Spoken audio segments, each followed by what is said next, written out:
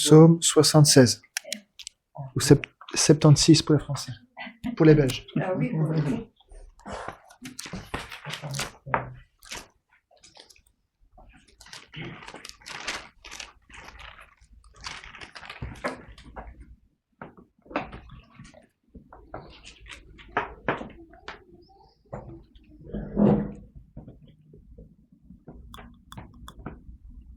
Au chef des chantres, avec instrument à cordes, psaume d'Asaph, cantique.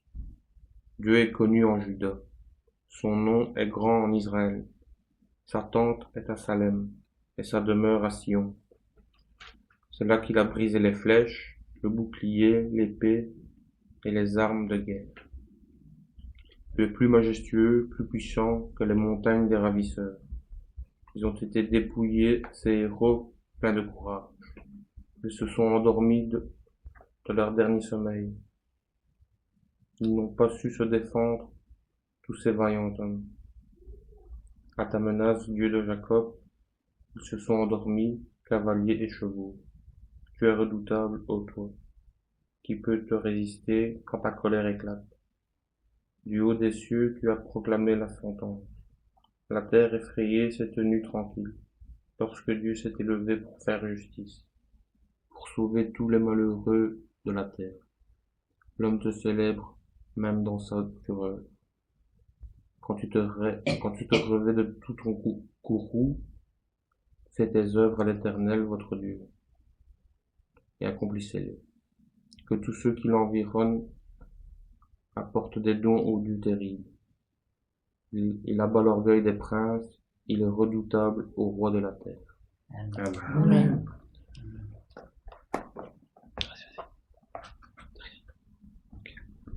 On va prier?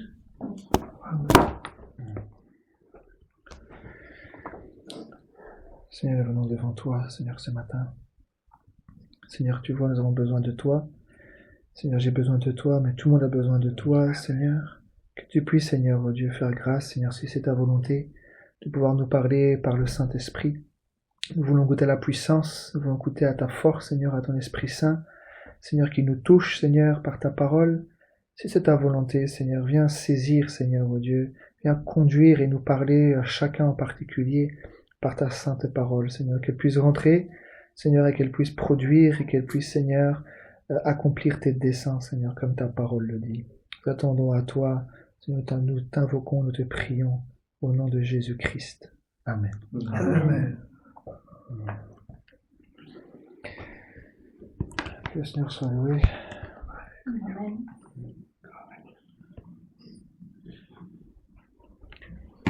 Comme il est un peu tard, j'espère que vous aurez patience envers moi parce qu'il est déjà 10h45, donc j'espère que vous aurez patience envers moi.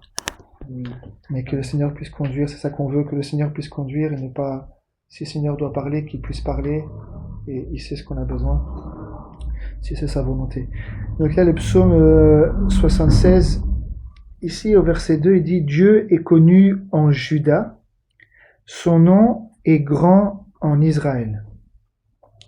Vous savez que le Seigneur a choisi la tribu de Juda pour pouvoir mettre le sceptre. Et le Seigneur Jésus, il est né de la tribu, bien sûr pas de la chair, mais il vient de la tribu de Juda. Ici au verset 3, il dit « Sa tente est à Salem et sa demeure à Sion ». Donc, bien sûr, il n'est pas écrit Jérusalem, mais quand il dit « Sa tente est à Salem », dans Jérusalem, il y a le mot Salem. Ça a une signification. Le Seigneur a choisi Jérusalem. C'est lui qui a choisi, ce ne sont pas les hommes. C'est lui qui a choisi Jérusalem pour pouvoir faire résider son nom. Et comme il a choisi Jérusalem, peu importe ce que les hommes pensent, c'est là qu'il a voulu mettre son nom avec le temple et tout ce qui s'ensuit. Encore aujourd'hui, il a encore choisi Jérusalem et le 3e temple va être reconstruit. Ça, c'est pour la Jérusalem terrestre. Et regardez qu'est-ce qu'il dit. Je sais pas si je vais trouver ça. Je sais pas où c'est écrit ici, où il dit « Ne jurez ni par le ciel ni par la terre », mais je vais essayer de vous le trouver. Attendez. Petit instant. Je sais pas si je vais le trouver là ici. En tout cas, le Seigneur, vous irez voir et vérifier, mais c'est écrit, le Seigneur, il dit, ne jurez ni par le ciel, ni par la terre. Ah ben voilà, c'est dans Matthieu au chapitre 5, on peut aller.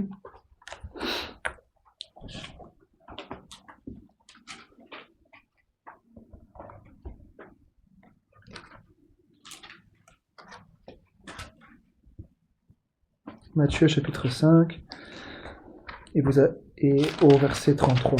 Matthieu 5, verset 33.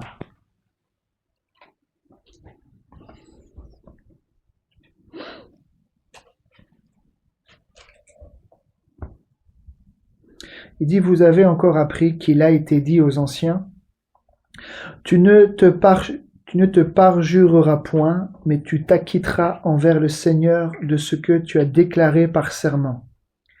Mais moi je vous dis de ne jurer aucunement, ni par le ciel, parce que c'est le trône de Dieu, ni par la terre, parce que c'est son marchepied, ni par Jérusalem, parce que c'est la ville du grand roi. Amen. Bon, normalement, il devrait être écrit avec un grand R. Hein. C'est la ville du grand roi. Et le Seigneur, quand il va descendre avec son royaume, c'est de Sion qu'il va régner. Donc le royaume va descendre, mais il va pas se poser sur la terre. La nouvelle Jérusalem, elle va descendre du ciel et elle sera au-dessus de la Jérusalem terrestre. Bon, bien sûr, elle sera grande, mais le Seigneur va régner de Jérusalem. C'est pas de Washington, du Congo ou de n'importe quel pays, c'est de Jérusalem. C'est de là qu'il va régner sur toute chose. Quand son royaume va descendre et que tout genou va fléchir devant lui, c'est à partir de là-bas. Donc certainement qu'il y a un plan, pour Jérusalem et pour toutes ces choses, et toutes ces choses vont arriver parce que c'est le Seigneur qui en a parlé. Je vais vous montrer ici certaines choses. Regardez, hein. On peut revenir dans Ésaïe au verset Ésaïe chapitre 7. Je vais vous montrer ces choses-là.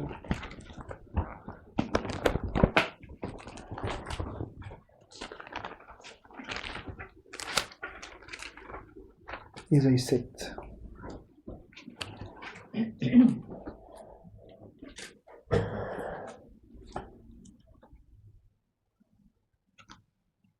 Ésaïe 7 au verset 14.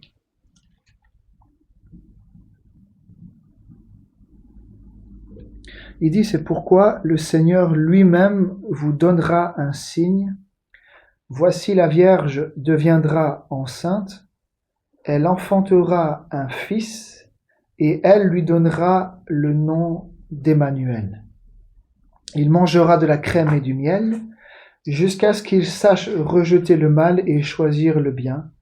Mais avant que l'enfant sache rejeter le mal et choisir le bien, le pays dont tu crains les deux rois sera abandonné. Donc on peut aller dans Matthieu au chapitre 1.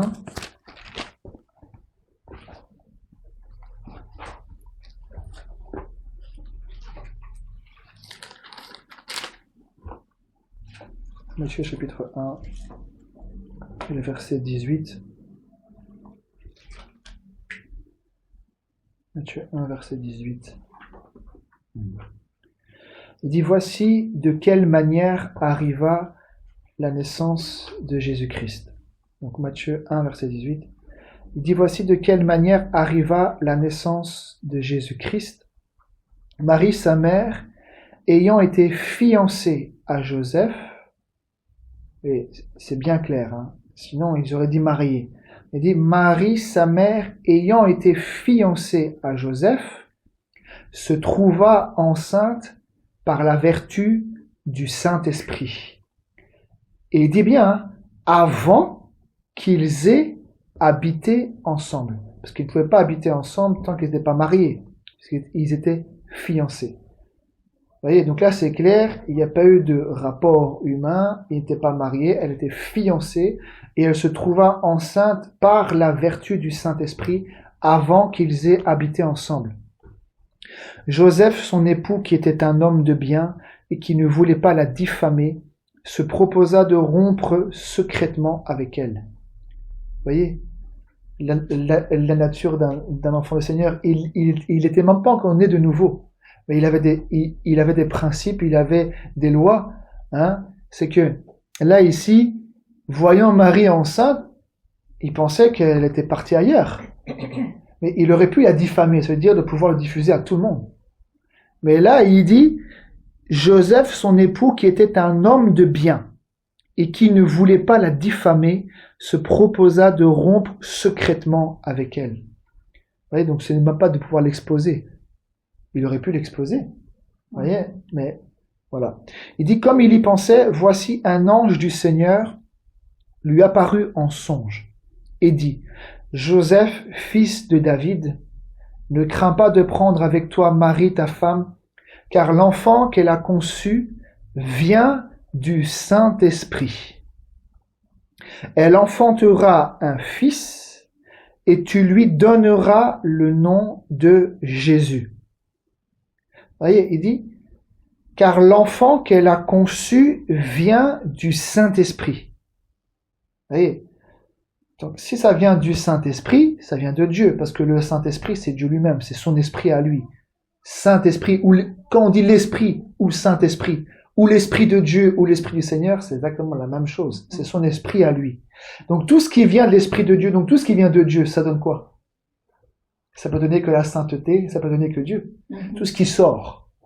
Voyez? Donc, pourquoi ici il dit car l'enfant qu'elle a conçu vient du Saint-Esprit. Donc ça sort du Saint-Esprit. Donc, pour que ça sorte du Saint-Esprit, il faut qu'il y ait quelque chose qui sorte de ce Saint-Esprit. On va le revoir. Hein. Ce qui est sorti de ce Saint-Esprit-là, c'est la parole de Dieu.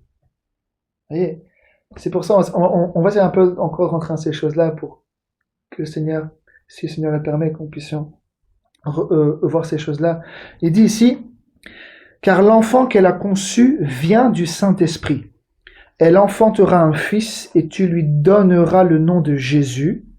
C'est lui qui sauvera son peuple de ses péchés. Au verset 22, il dit, tout cela arriva afin que s'accomplisse ce que le Seigneur, ou en d'autres termes, ce que le Saint-Esprit avait annoncé par le prophète. Voici la Vierge sera enceinte, elle enfantera un fils, et on lui donnera le nom d'Emmanuel, ce qui signifie Dieu avec nous. Voyez, donc cette parole de Ésaïe 7, qui a été prononcée par le Seigneur à travers le prophète, ou prononcée par le Saint-Esprit, parce que le Seigneur ou le Saint-Esprit, c'est la même chose. Hein? Le Seigneur, quand il parle à travers un prophète, c'est par son esprit qu'il parle à travers le prophète. Voyez. Donc ici, il dit, tout cela arriva afin que s'accomplisse ce que le Seigneur avait annoncé par le prophète. Voici la Vierge sera enceinte, elle enfantera un fils, et on lui donnera le nom d'Emmanuel, ce qui signifie Dieu avec nous. Amen. Amen. Donc là, on le voit que la parole de Dieu avait été annoncée par le Saint-Esprit à travers Ésaïe. Le Seigneur avait prononcé cette parole-là. On va revoir ça. Parce que ça n'est rien, hein, ce qu'on fait, mais je peux vous dire que ces choses-là, aujourd'hui, les gens ne veulent pas. On veut pas rentrer dans les Écritures, on ne veut pas de la parole de Dieu, on veut des choses qui nous plaisent, on veut des miracles et des prodiges. Mais il faut que cette parole-là, il faut que l'histoire du Seigneur Jésus rentre en nous. Il faut que cette histoire rentre en nous avec la puissance de Dieu. Et le Seigneur utilise sa parole. Voyez, c'est ce qu'on a parlé l'autre jour ensemble, je crois, hein, c'était vendredi. Je sais plus, je crois que c'est une sœur que j'ai au téléphone, elle me dit voilà, j'ai prié pour une personne, je lui ai demandé si elle veut recevoir le Seigneur Jésus. Elle m'a dit oui. Il m'a dit oui, donc j'ai prié, Seigneur, regarde, cette personne veut te recevoir dans son cœur, reçois-le. J'ai dit mais si maintenant ce serait aussi simple, alors l'évangile, on ferme les Bibles et je demande simplement aux personnes s'ils veulent recevoir le Seigneur Jésus dans leur cœur et je demande et il dit oui, alors je prie pour lui, alors il le reçoit. Mais recevoir le Seigneur Jésus, c'est recevoir son évangile, c'est recevoir la parole de Dieu premièrement. Parce que si une personne ne reçoit pas l'évangile, on peut dire est-ce que tu veux recevoir Jésus-Christ à ton baptême? Et souvent les gens disent ça au baptême, est-ce que tu veux recevoir le Seigneur Jésus dans ton cœur? Mais normalement tu l'as déjà reçu dans ton cœur. Par la parole de Dieu, tu as déjà reçu. Est-ce que Philippe, avec l'eunuque éthiopien, Philippe a dit à l'eunuque éthiopien, est-ce que tu veux recevoir? Mais non, lui-même a manifesté qu'il a reçu. Il dit, je crois au Seigneur Jésus-Christ. Je crois que Jésus-Christ est le Fils de Dieu. Qu'est-ce qui m'empêche d'être baptisé? Si tu crois de tout ton cœur, cela est possible. Il est baptisé, il n'a pas dit, est-ce que encore tu veux recevoir? Et il a déjà reçu par la parole. Vous voyez, recevoir Jésus-Christ, c'est recevoir sa parole. C'est recevoir l'histoire du salut. C'est recevoir la parole, c'est de recevoir la parole prophétique et la parole qui s'accomplit avec la puissance. D'entendre cela et que la puissance soit manifestée dans notre vie. Vous voyez, c'est ça. Donc, dans Luc, au chapitre 1. Mais voilà, juste derrière toi. J'allais le dire. Merci. Luc 1, ici, donc, Luc chapitre 1, et verset 26. Luc 1, verset 26.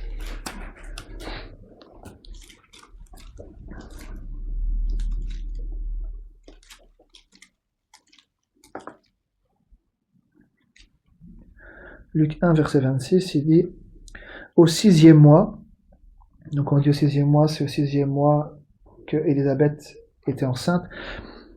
Au 6e mois, l'ange Gabriel fut envoyé. Vous voyez, chaque mot est important.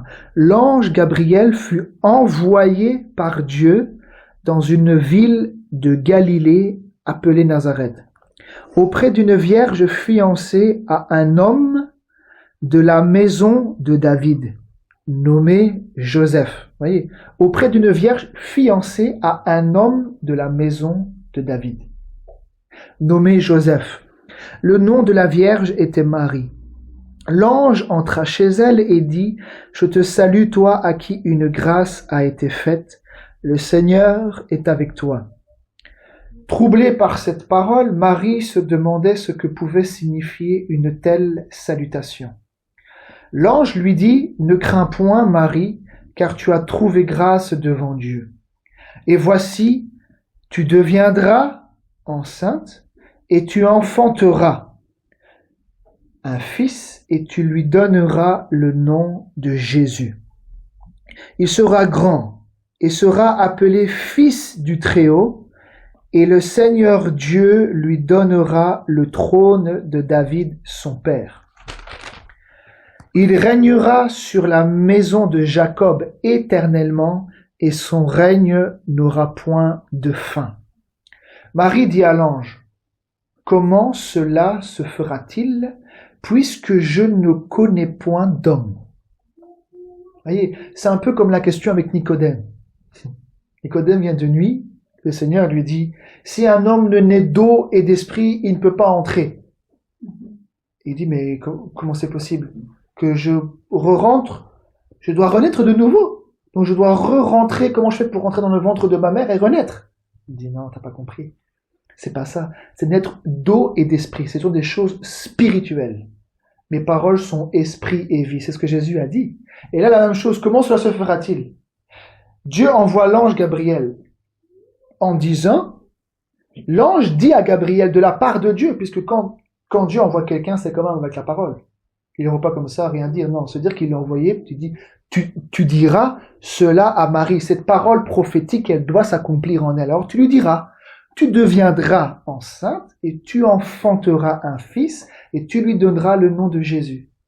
Elle dit, mais comment cela se fera-t-il?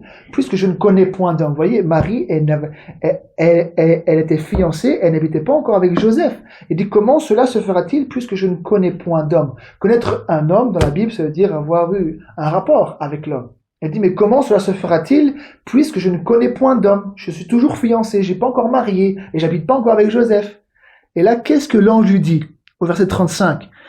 L'ange lui répondit, le Saint-Esprit viendra sur toi et la puissance du Très-Haut te couvrira de son ombre. Vous voyez, l'ange lui répondit, comment? Elle dit, comment cela se fera-t-il? On l'avait dans Matthieu. C'est par la vertu du Saint-Esprit qu'elle est tombée enceinte. Qu'elle est enceinte. Et là, ici, il dit, le Saint-Esprit viendra, c'est au futur, viendra sur toi. Et pas seulement, et la puissance du Très-Haut te couvrira de son ombre. C'est pourquoi le Saint-Enfant voyez, ce qui sort du Saint-Esprit, ça peut être que la sainteté. Le Saint-Enfant qui naîtra de toi sera appelé Fils de Dieu. Voyez, donc premièrement, la parole a été envoyée. L'ange lui dit de la part de Dieu. Donc, le Seigneur était au ciel. Le Seigneur envoie l'ange là-bas à Nazareth. Elle a vu l'ange. L'ange lui a parlé. C'était pas une vision. L'ange est rentré chez elle. Elle a vu l'ange lui parler. Maintenant, l'ange lui dit de la part de Dieu. Non, il prononce la parole de Dieu. Tu deviendras enceinte et tu enfanteras. Et il n'a pas dit tu deviens maintenant enceinte. T'as pas de choix. Non, il dit tu deviendras enceinte et tu enfanteras un fils et tu lui donneras le nom de Jésus. Il dit comment cela se fera-t-il? L'ange dit le Saint-Esprit viendra sur toi et la puissance du Très-Haut te couvrira de son ombre. Maintenant, regardez qu'est-ce qu'il dit au verset 36. Voici Élisabeth, ta parente, a conçu elle aussi un fils en sa vieillesse. Il dit, et celle qui était appelée stérile est dans son 6e mois. Vous voyez, c'est pour ça qu'il dit au 6e mois. Donc c'est au 6e mois parce qu'Élisabeth était stérile. Le Seigneur a répondu à la prière de Zacharie parce que l'ange Gabriel est aussi venu là-bas devant l'autel des parfums dans le temple. Il a parlé à Zacharie en disant qu'il avait exaucé la prière et que sa femme allait avoir un enfant et que son nom serait Jean. Et justement, là, ça faisait 6 mois. Elle avait 6 mois. Voici Élisabeth, ta parente, a conçu elle aussi un fils en sa vieillesse. Et celle qui était appelée stérile est dans son 6e mois. Car rien n'est impossible à Dieu. Marie dit, je suis la mère. Elle a dit, je suis la servante du Seigneur. Il dit, qu'il me soit fait selon ta parole. Et l'ange la quitta. Mais qu'est-ce qu'il a dit à l'ange? Parce que quand il dit qu'il me soit fait selon ta parole, entre guillemets, ça veut dire Amen. Vous voyez? Ça veut dire Amen. Quand on dit Amen à la parole, ça veut dire que ce qu'on entend, que cela soit ainsi en moi. C'est ce qu'elle a dit. Elle a dit Amen. Que je devienne enceinte. Que je puisse enfanter un fils. Par la vertu. Que je tombe enceinte par la vertu du Saint-Esprit. Elle dit qu'il en soit fait.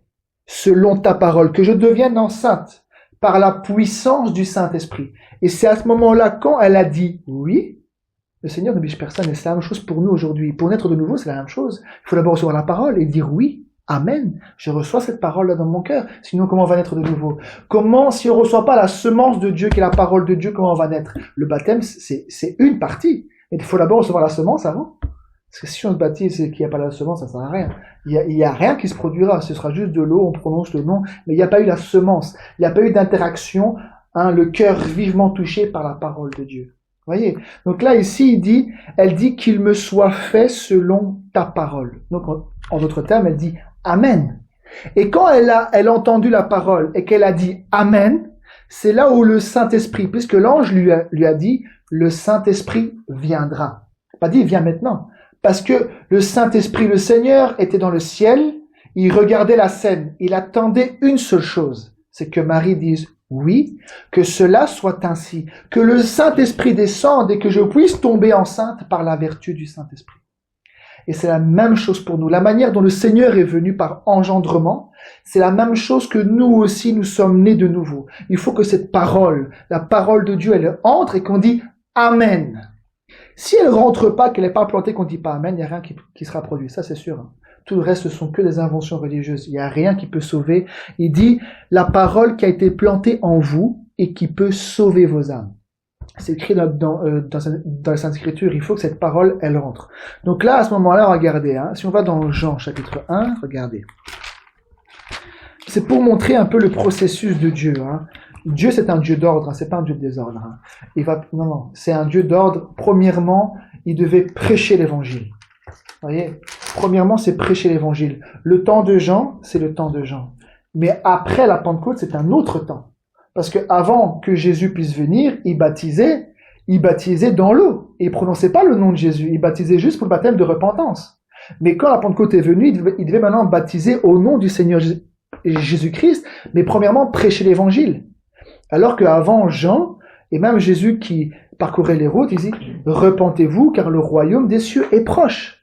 Mais après, quand Jésus est ressuscité, il a envoyé ses apôtres et dit, attendez, mais il devait premièrement, il dit, prêcher la bonne nouvelle à toute la création. Prêcher, annoncer Jésus-Christ, qu'il est mort et ressuscité d'après les Saintes Écritures, d'après la vérité. Et celui qui croira, premièrement, il faut entendre pour croire, puisque la foi vient de ce qu'on entend. Et ce qu'on entend vient de la parole de Christ. Donc, premièrement, l'annonce, je crois, je suis baptisé, et c'est comme ça qu'il y a des choses qui arrivent. C'est comme ça qu'on peut naître de nouveau, de l'eau et de l'esprit. Mais premièrement, il faut que la parole soit donnée, sinon c'est impossible. On peut baptiser quelqu'un 50 fois dans l'eau, il n'y a rien qui va se passer s'il n'y a pas eu de rencontre avec cette semence. Parce que si tu es né de nouveau, ça veut dire que tu es fils de Dieu. Mais en tant que fils de Dieu, tu ne peux pas mourir, c'est fini. Parce que tu as reçu la semence incorruptible. La semence incorruptible, c'est Jésus-Christ de Nazareth. C'est lui, la semence qui est venue sur cette terre, qui est né là-bas par engendrement spirituel, qui est sorti là-bas d'une femme qui a grandi, qui est rentré dans le tombeau, mais qui n'est pas mort, qui n'est pas resté là-bas avec une putréfaction. Il est revenu à la vie le 3e jour, il n'a pas goûté à la corruption. Donc cette semence incorruptible, il faut que je la reçoive dans mon cœur pour que moi aussi je puisse être incorruptible un jour, pour que mon corps, que ce corps mortel revête l'incorruptibilité et que ce corps mortel revête l'immortalité. Il faut que je reçoive la parole immortelle, il faut que je reçoive la parole incorruptible. Et c'est là dedans qu'est la parole incorruptible, c'est la parole de Dieu seul qui a l'immortalité et qui peut faire en sorte qu'un jour je puisse vivre éternellement. Il n'y a que là-dedans, dans cette parole. Tout le reste, d'ailleurs, toutes les paroles des hommes ne pourront jamais procurer la vie que Dieu donne, c'est pas possible. Donc dans Jean au chapitre 1, regardez, Jean chapitre 1,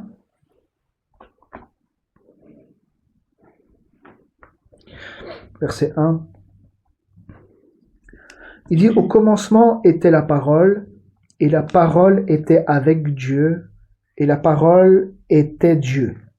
Elle était au commencement avec Dieu. Vous voyez, elle était, la parole, au commencement avec Dieu. Dieu est quoi? La Bible dit Dieu est esprit, n'est-ce pas? Donc l'esprit qui est Dieu et la parole marchent ensemble. Enfin, toujours ensemble. La parole est donnée, puis l'esprit vient. Premièrement, la parole et puis l'esprit. Ça va toujours ensemble. La parole de vérité, elle va avec l'esprit de vérité. Parce que c'est l'esprit de vérité qui donne la parole de vérité. Vous voyez, ça va toujours ensemble. C'est d'abord recevoir la parole, et quand on croit, c'est ça qui fait que ça agit, parce que nous croyons à la parole. Même pour être sanctifié, quand on reçoit la parole qui nous corrige, quand on la croit, c'est cette parole-là qui agit. C'est cette parole-là qui agit. Quand elle rentre, pour pouvoir nous corriger, pour nous sanctifier, c'est en croyant la parole qu'elle agit et qu'elle nous sanctifie. Mais si on n'est pas corrigé par le Seigneur par sa parole et qu'on refuse la parole, on ne pourra jamais être sanctifié. Parce qu'il dit, sanctifie-les par ta vérité, ta parole est la vérité. C'est-à-dire que la parole seule, c'est elle qui donne la sainteté, qui sanctifie. Bien sûr, il y a le sang, premièrement pour les péchés, mais après, il y a la souillure du corps et les souillures de l'esprit. Premièrement, le Seigneur, quand il rachète, il ôte tous les péchés de l'âme. Mais ensuite, il y a un travail, il doit enlever les mauvaises pensées, il doit enlever les souillures qu'on a eues, la perversion, toutes les choses qu'on a apprises qui sont en dehors de Dieu. Il doit corriger tout cela, il doit transformer, il doit rectifier tout cela, il doit sanctifier tout cela.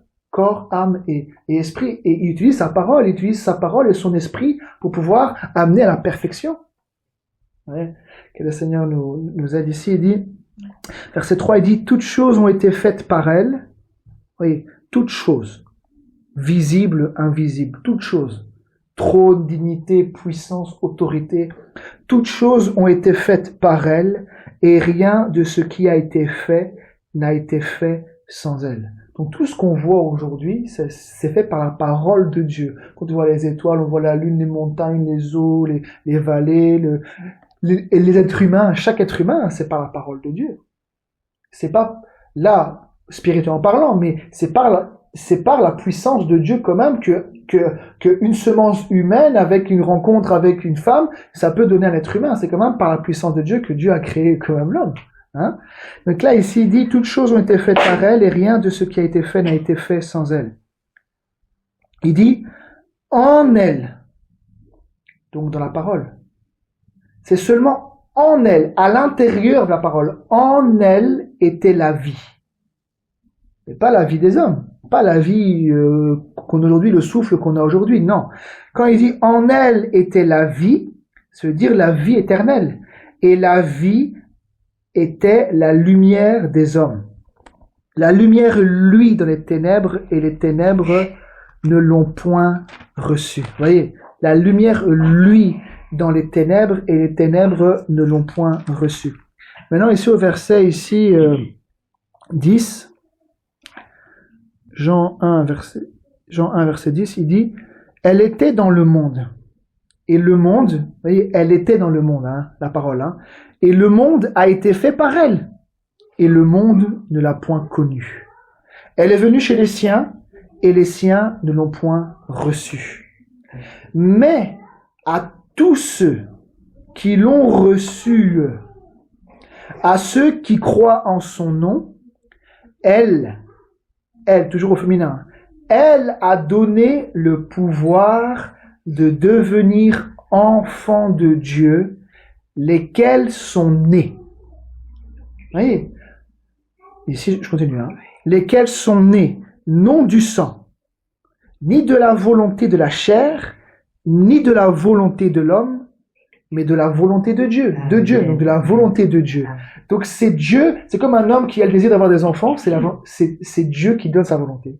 C'est lui qui engendre, on ne peut rien faire. On n'a aucun pouvoir pour devenir enfant de Dieu par nous-mêmes.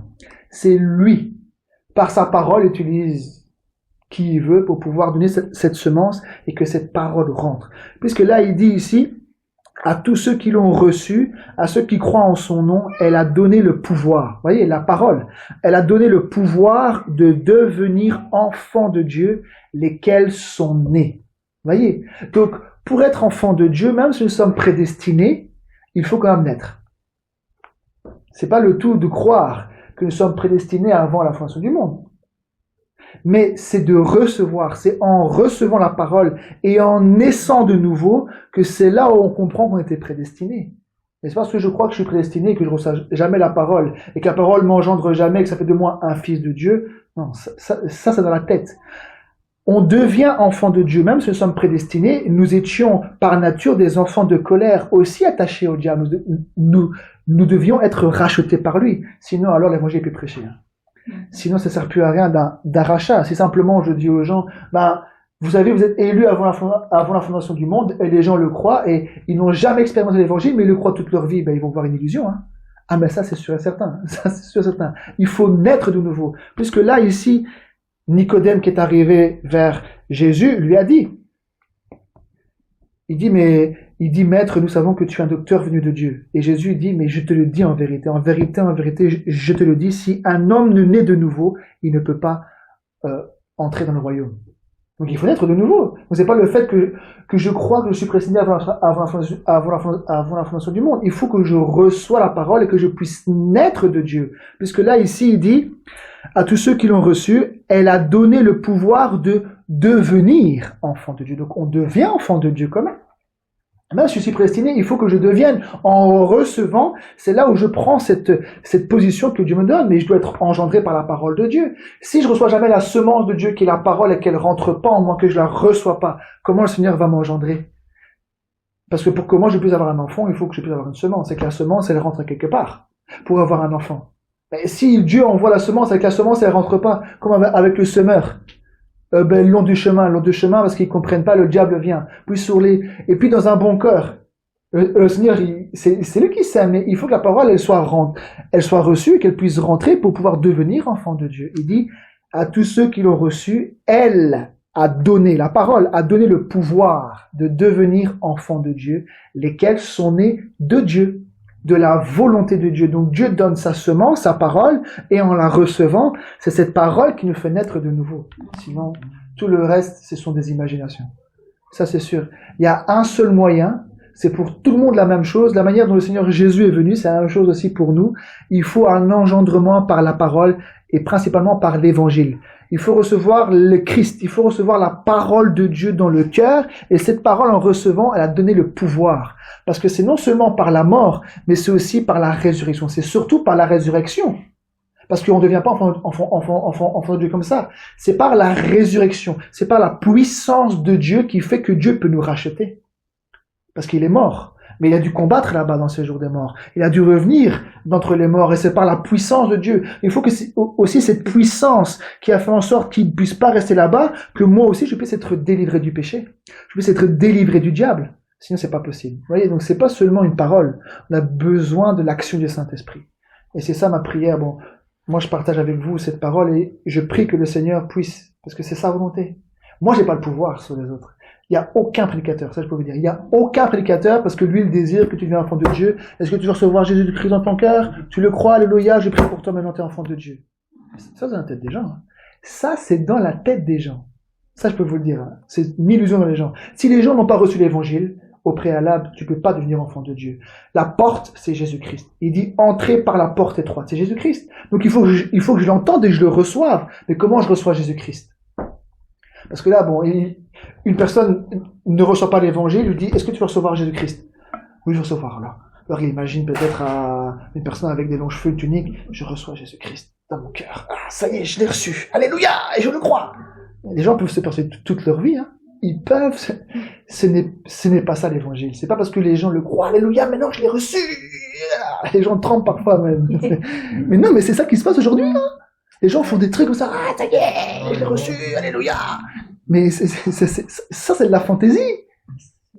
Il faut recevoir l'évangile, la parole qui te brise le cœur, puisqu'il dit, j'ôterai de votre corps le cœur de pierre, et je mettrai en vous un cœur de chair. Un cœur de chair, c'est un cœur qui reçoit, dans lequel le Seigneur peut graver sa parole, peut inscrire sa parole. Mais avant ça, le cœur, il est dur, puisque l'homme est un pécheur. Donc il faut d'abord que le mur brise, que ton cœur soit brisé. Et ça, c'est par la parole. Moi, je peux pas briser le cœur des gens. Si je brise le cœur des gens, moi-même, je vais faire du dégât humainement parlant, et je risque de faire des dommages aux gens dans la méchanceté. Et quand Dieu touche le cœur, c'est parfait. C'est avec sévérité, mais avec beaucoup d'amour. Et te montre, il dit, regarde, oui, tu es condamné, mais regarde, il y a un chemin là-bas. Vous voyez? Donc c'est ça. Sinon, personnellement, tout le reste, ce n'est que la fabrication. Ah oui, si une personne n'a pas reçu l'évangile, peut dire à quelqu'un, est-ce que tu veux recevoir Jésus-Christ dans ton cœur? Parce que moi, je prononce. Je dis, est-ce que tu veux recevoir Jésus-Christ dans ton cœur? Ben alors, l'ordre de mission, alors. Il est où l'ordre de mission? Le Seigneur a donné un ordre par le Saint-Esprit aux apôtres. Il n'a pas dit, dites à tous ceux qui veulent recevoir, est-ce que vous voulez recevoir? Je prie pour vous. Est-ce que tu veux recevoir Jésus-Christ dans ton cœur? Non. Il dit, allez prêcher. Et c'est sous l'effet de la prédication que les gens entendent et que les gens sont touchés et croient au Seigneur Jésus-Christ. C'est pas seulement parce que moi je veux que quelqu'un... Ce n'est pas ce... Il dit bien ici, au verset 13, il dit, lesquels sont nés. Hein? Donc, elle a donné le pouvoir de devenir enfant de Dieu, lesquels sont nés, non du sang, ni de la volonté de la chair, ni de la volonté de l'homme, mais de Dieu, donc de la volonté de Dieu. Donc moi, je peux avoir la volonté que mon enfant ou un ami ou quelqu'un que j'aime bien, je veux vraiment qu'il soit sauvé. Est-ce que tu veux recevoir Jésus-Christ dans ton cœur? Oui. Alléluia, je vais prier pour toi, Seigneur Jésus, il va descendre dans ton cœur comme ça. Donc l'évangile est même pas prêché, tu as reçu Jésus-Christ comment toi? Que Dieu nous aide. Il y a beaucoup de religions. La porte, elle est très étroite, et le chemin du Seigneur, il est vraiment très étroit. Et c'est ce que je disais quand c'était un vendredi en ligne. Parce que les hommes ne peuvent pas créer ça. Alors qu'est-ce que les gens ils font? Ils s'organisent. Ils font des religions. Donc ils fabriquent un chemin parce qu'ils ne peuvent pas produire cette puissance-là par eux-mêmes. Ils ne peuvent pas forcer Dieu à pouvoir parler.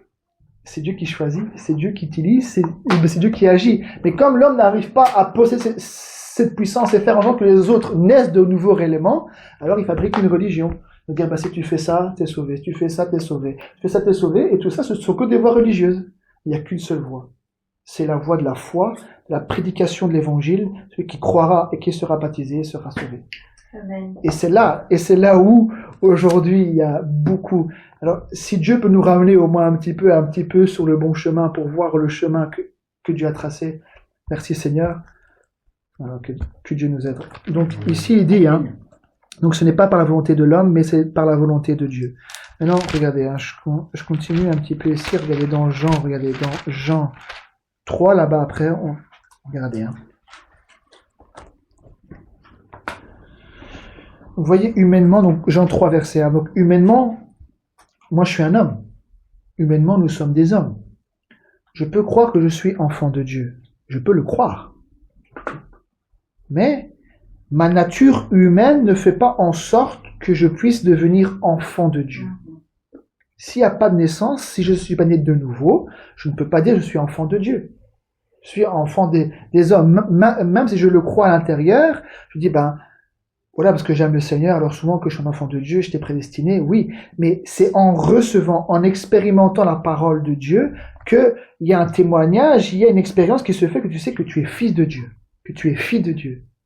Vous voyez, c'est pas parce qu'on va à l'église, parce qu'on est dans un groupe, et c'est ça que les gens disent, hein. Et voilà, mettons-nous sur un registre, bon, tu es un nouveau pentecôtiste, tu es un nouveau méthodiste, un nouveau baptiste ou presbytérien, alors comme tu as eu ton nom sur le registre et que tu es partie de notre communauté et que tu es baptisé en plus de ça, alors t'es un fils de Dieu. Vous voyez, ça c'est vraiment la tromperie du diable. Le diable aujourd'hui, oui, bien sûr, il séduit avec les musulmans, oui, mais là on le voit clairement, la haine, la méchanceté, le meurtre. Mais là où il séduit le plus, c'est dans le monde religieux dit chrétien. Il dit, regarde la voie. Alors il va juste un peu détourner, disant, non, mais t'inquiète pas, t'as pas besoin d'une nouvelle naissance, t'as juste besoin d'être baptisé, bon, t'as cru, même au nom du Père, Fils et Saint-Esprit, c'est bon, tu es dans une assemblée, t'inquiète pas, t'iras au ciel. Ça c'est le diable. Et le diable, c'est le père du mensonge. Pour que lui, pour qu'il te trompe, il va pas dire que Allah est ressuscité. Hein. Non, il va pas venir avec ça. Il va dire, il est écrit là. Et là, regarde quand même dans Matthieu 28, il est écrit là. Et on prend pas Acte 38. Ils vont prendre là et là, et on va dire, c'est bon, regarde, tu es dans l'assemblée, si je prends une écriture là ou là. Mais c'est une écriture en dehors de son contexte. Et toi, tu vas croire à ça, et tu vas croire que tu es sur une bonne voie, mais en fait, tu es sur une voie religieuse. De tradition. Et c'est là où Dieu ne veut pas, parce que l'homme, il aime bien les traditions. Mais Jésus-Christ, quand il est venu, il a tapé sur les traditions. Ils étaient bien tranquillement de leur tradition et tout ça. Et même, ils ont même annulé la parole de Dieu au profit de la tradition. Hein, disant que pouvoir honorer son père et sa mère, c'est une offrande que tu fais à Dieu. Et il n'est pas écrit, fais une offrande à ton père et à ta mère. Non, il est écrit, honore ton père et ta mère. Il n'a pas dit que c'est une offrande, c'est un commandement. C'est un des 10 commandements. Donc, si c'est une commande, c'est pas une offrande. Une offrande, c'est ce que tu fais de bon cœur, sans qu'on te le commande. Mais une commande, si on te commande d'honorer ton père et ta mère, tu honores ton père et ta mère. Mais juste un petit mot, dire, mais c'est une offrande à Dieu. Alors, il n'est plus tenu de pouvoir honorer son père et sa mère. Tu dois honorer ton père et ta mère. Il n'y a pas besoin de changer la parole. Et c'est ce que nous, les hommes, on aime bien faire. On aime bien être confortable. On aime bien faire des traditions. On aime bien. Mais le problème, c'est ça. C'est que depuis la Pentecôte, le Saint-Esprit a toujours agi. Il a toujours agi. Dans tous les âges, il a agi autant Luther, autant Wesley, jusqu'à notre temps, il a toujours agi. Mais qu'est-ce que les hommes ont toujours fait? Alors que le Seigneur, il a une route. Il a un dessein qu'il est en train d'accomplir. Et qu'est-ce que les hommes font? C'est que quand maintenant l'Esprit a agi, lui il continue, mais au lieu de suivre l'Esprit, il s'organise. Et c'est comme ça qu'est devenu le protestantisme. Alors que Dieu a réellement utilisé Luther pour faire sortir les gens du catholicisme, entre guillemets. Il a utilisé Wesley. Mais à chaque fois, les gens s'organisent. À chaque fois, les gens font des religions avec église un tel, église un tel. Et encore aujourd'hui, même dans le message du temps de la fin, que les gens disent, aujourd'hui, il y a tellement de religions. Et si on revient tous à ça, alors on aura le bon chemin, on aura la bonne route, si on revient complètement aux Saintes Écritures.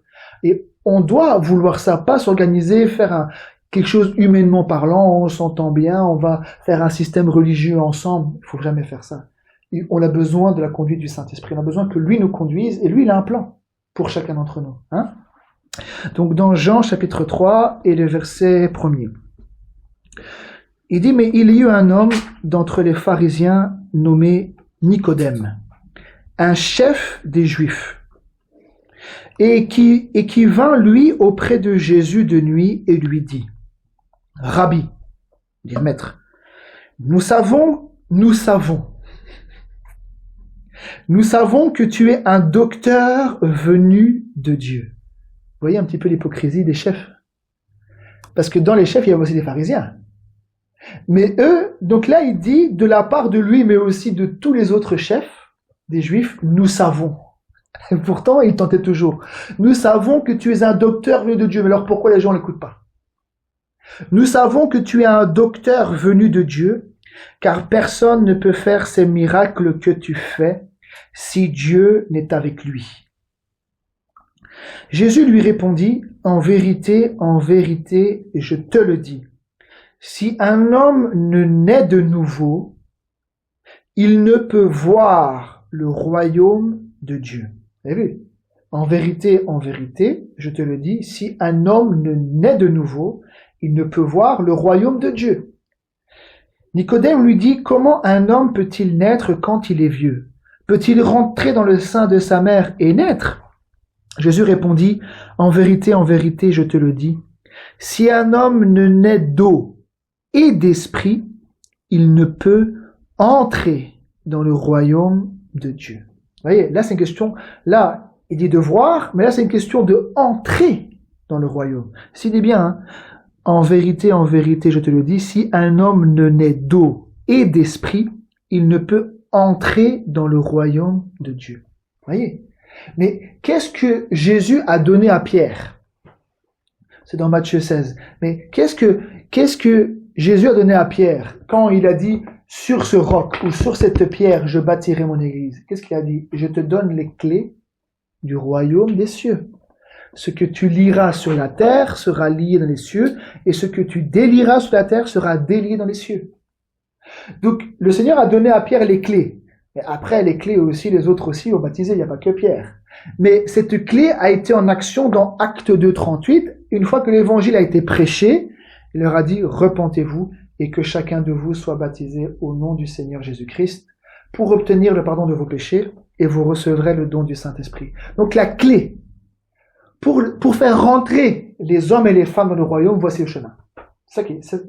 Donc c'est en rapport avec la nouvelle naissance. Il faut être touché par la parole, se repentir, mais être baptisé dans le nom du Seigneur Jésus-Christ, et le Seigneur te fait naître de nouveau à travers toutes ces choses-là. Donc là, ici, il dit bien, regardez, en vérité, je te le dis, si un homme ne naît d'eau et d'esprit, il ne peut entrer dans le royaume de Dieu.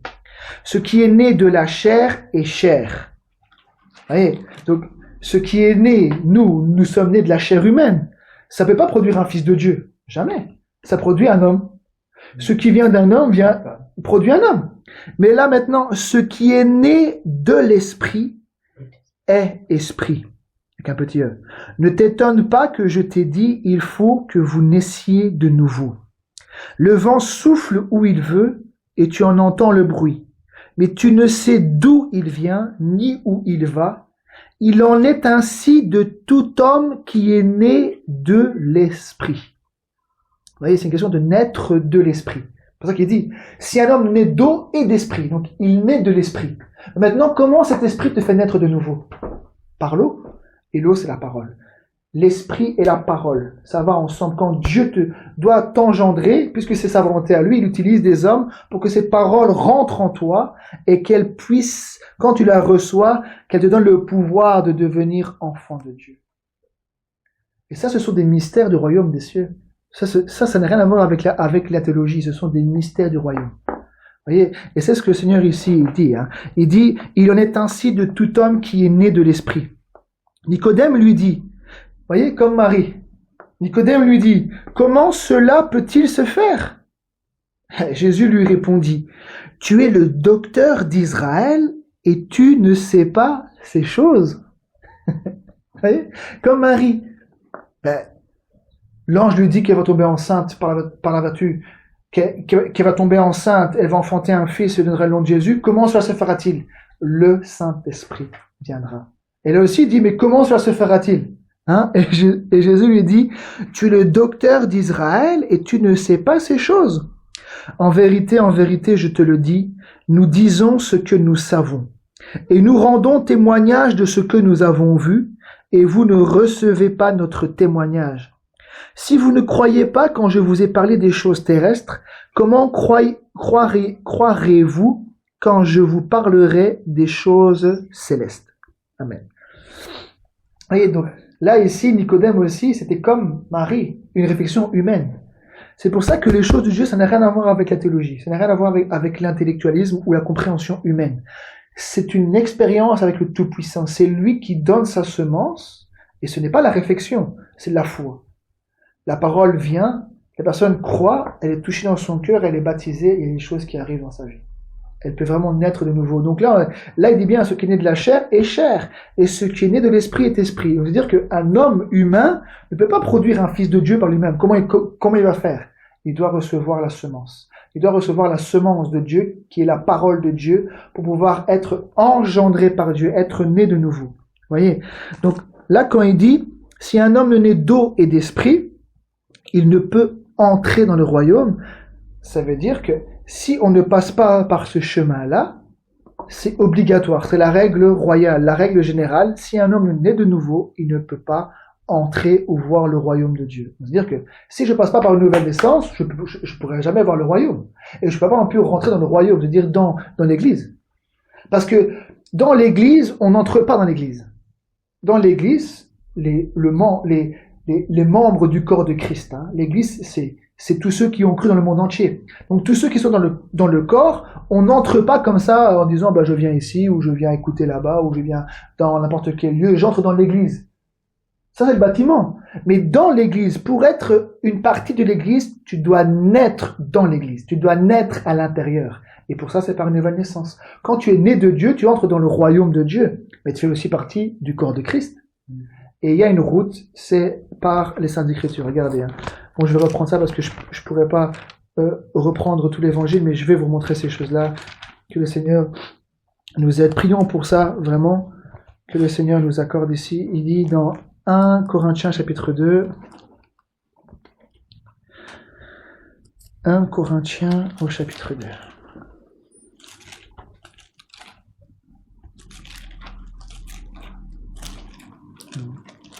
Vous vous souvenez aussi de Corneille.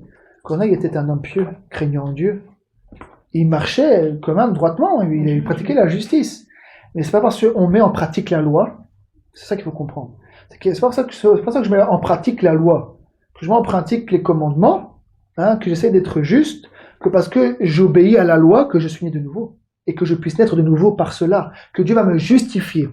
Personne ne sera justifié par les œuvres de la loi. Personne ne sera justifié par ce chemin-là. C'est par la foi en Jésus-Christ. C'est pas par les œuvres de la loi. Parce que sinon, alors les Juifs, alors ils peuvent être justifiés. En mettant en pratique.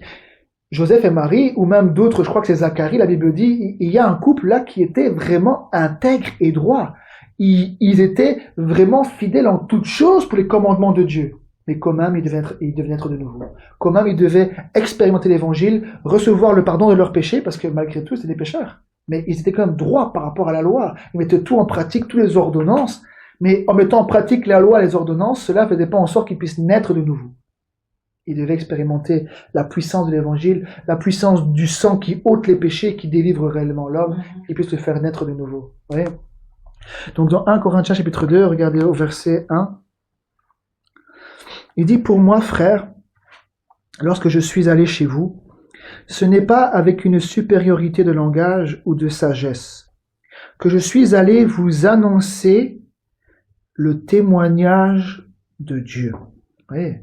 Donc Paul, quand il partait, il annonçait pas son témoignage à lui. Parce que bon, pour recevoir un témoignage de quelqu'un, mais moi je veux aussi le témoignage avec Dieu.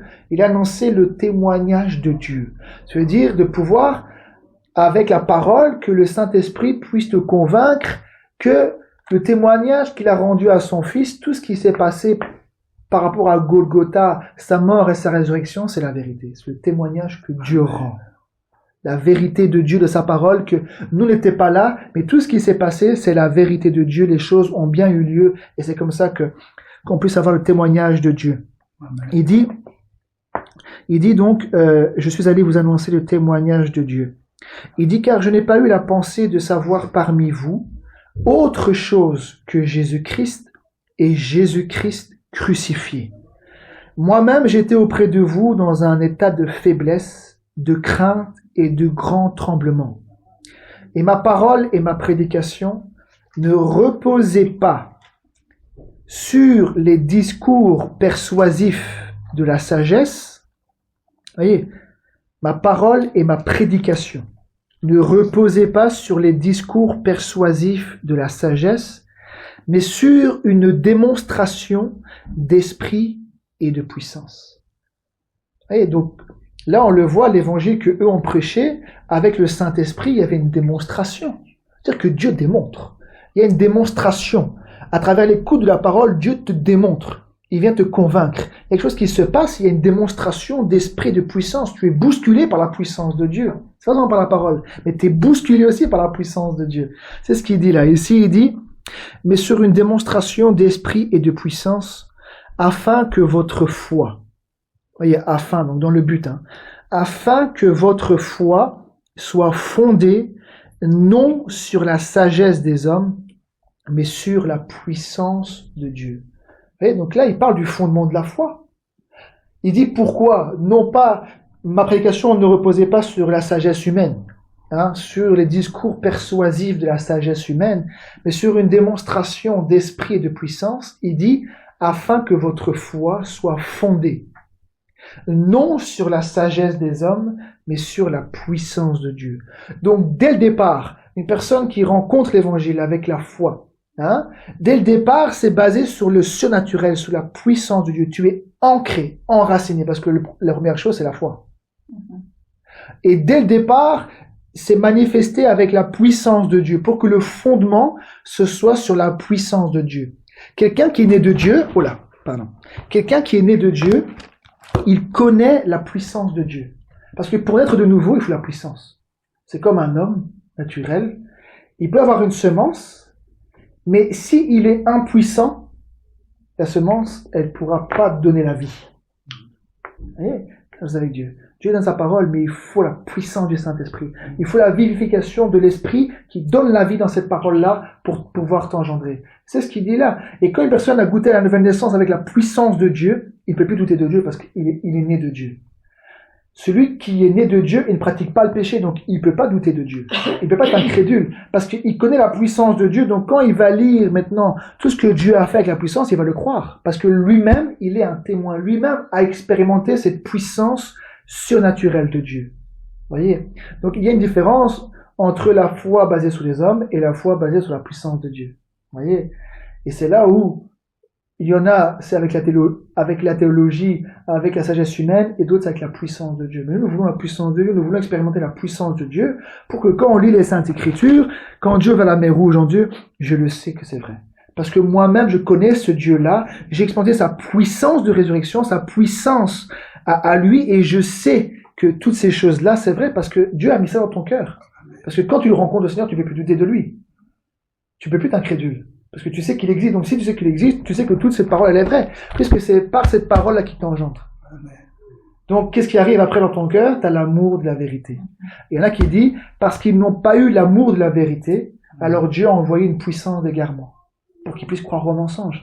Mais une personne qui reçoit la vérité, il va aimer cette vérité, il va croire à cette vérité parce qu'il est engendré par cette vérité-là qui est dans la parole de Dieu.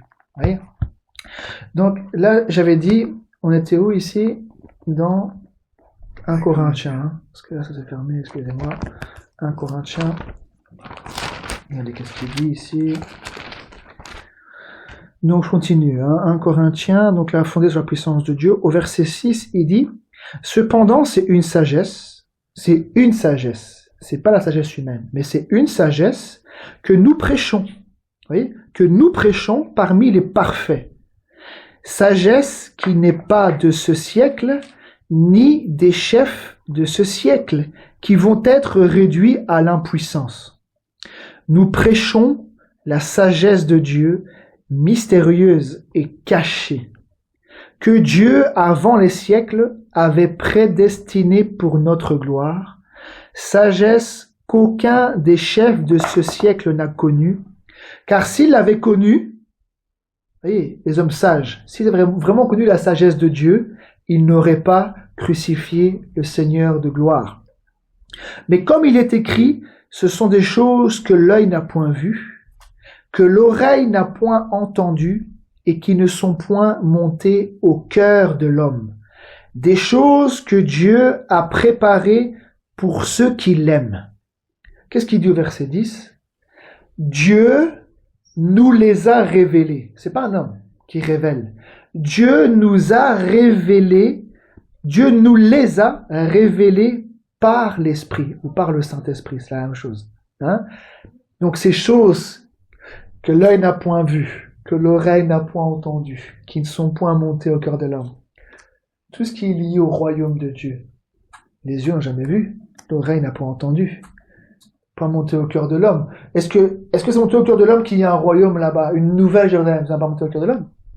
Parce qu'il ne voit rien. Il ne voit pas humainement parlant. Mais il dit, Dieu nous les a révélés par l'Esprit. On peut le voir, Abraham, Dieu lui a révélé, parce que la Bible dit que il avait les yeux sur la cité. Il ne la voyait pas, hein, c'est pas révélation. C'est pas révélation. C'est une révélation spirituelle. Il marchait dans cette direction-là. Il avait les yeux fixés sur la cité, dont Dieu est l'architecte, hein, et le constructeur, qui est de solides fondements.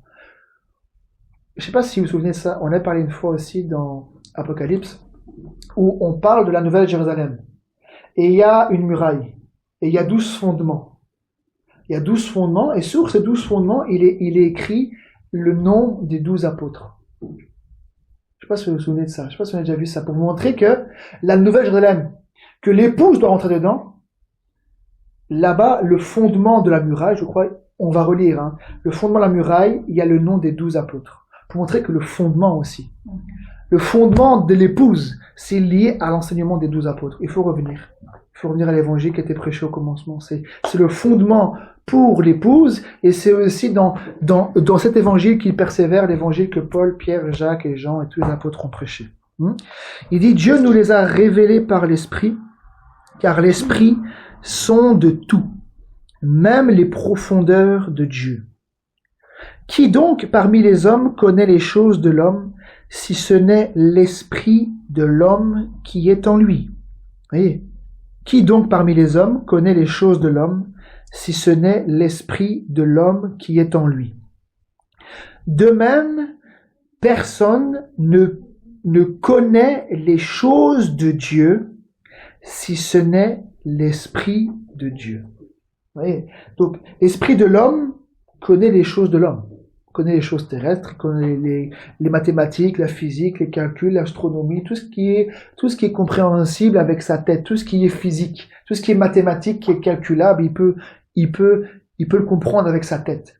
Mais là, ici, il dit, personne ne connaît, personne, aucun homme ne connaît les choses de Dieu. Personne ne peut les comprendre par une théologie. Théologie, ça veut dire l'étude de Dieu. Théo, c'est théos, c'est Dieu en grec. Et logie, c'est logos, ça veut dire la connaissance de Dieu.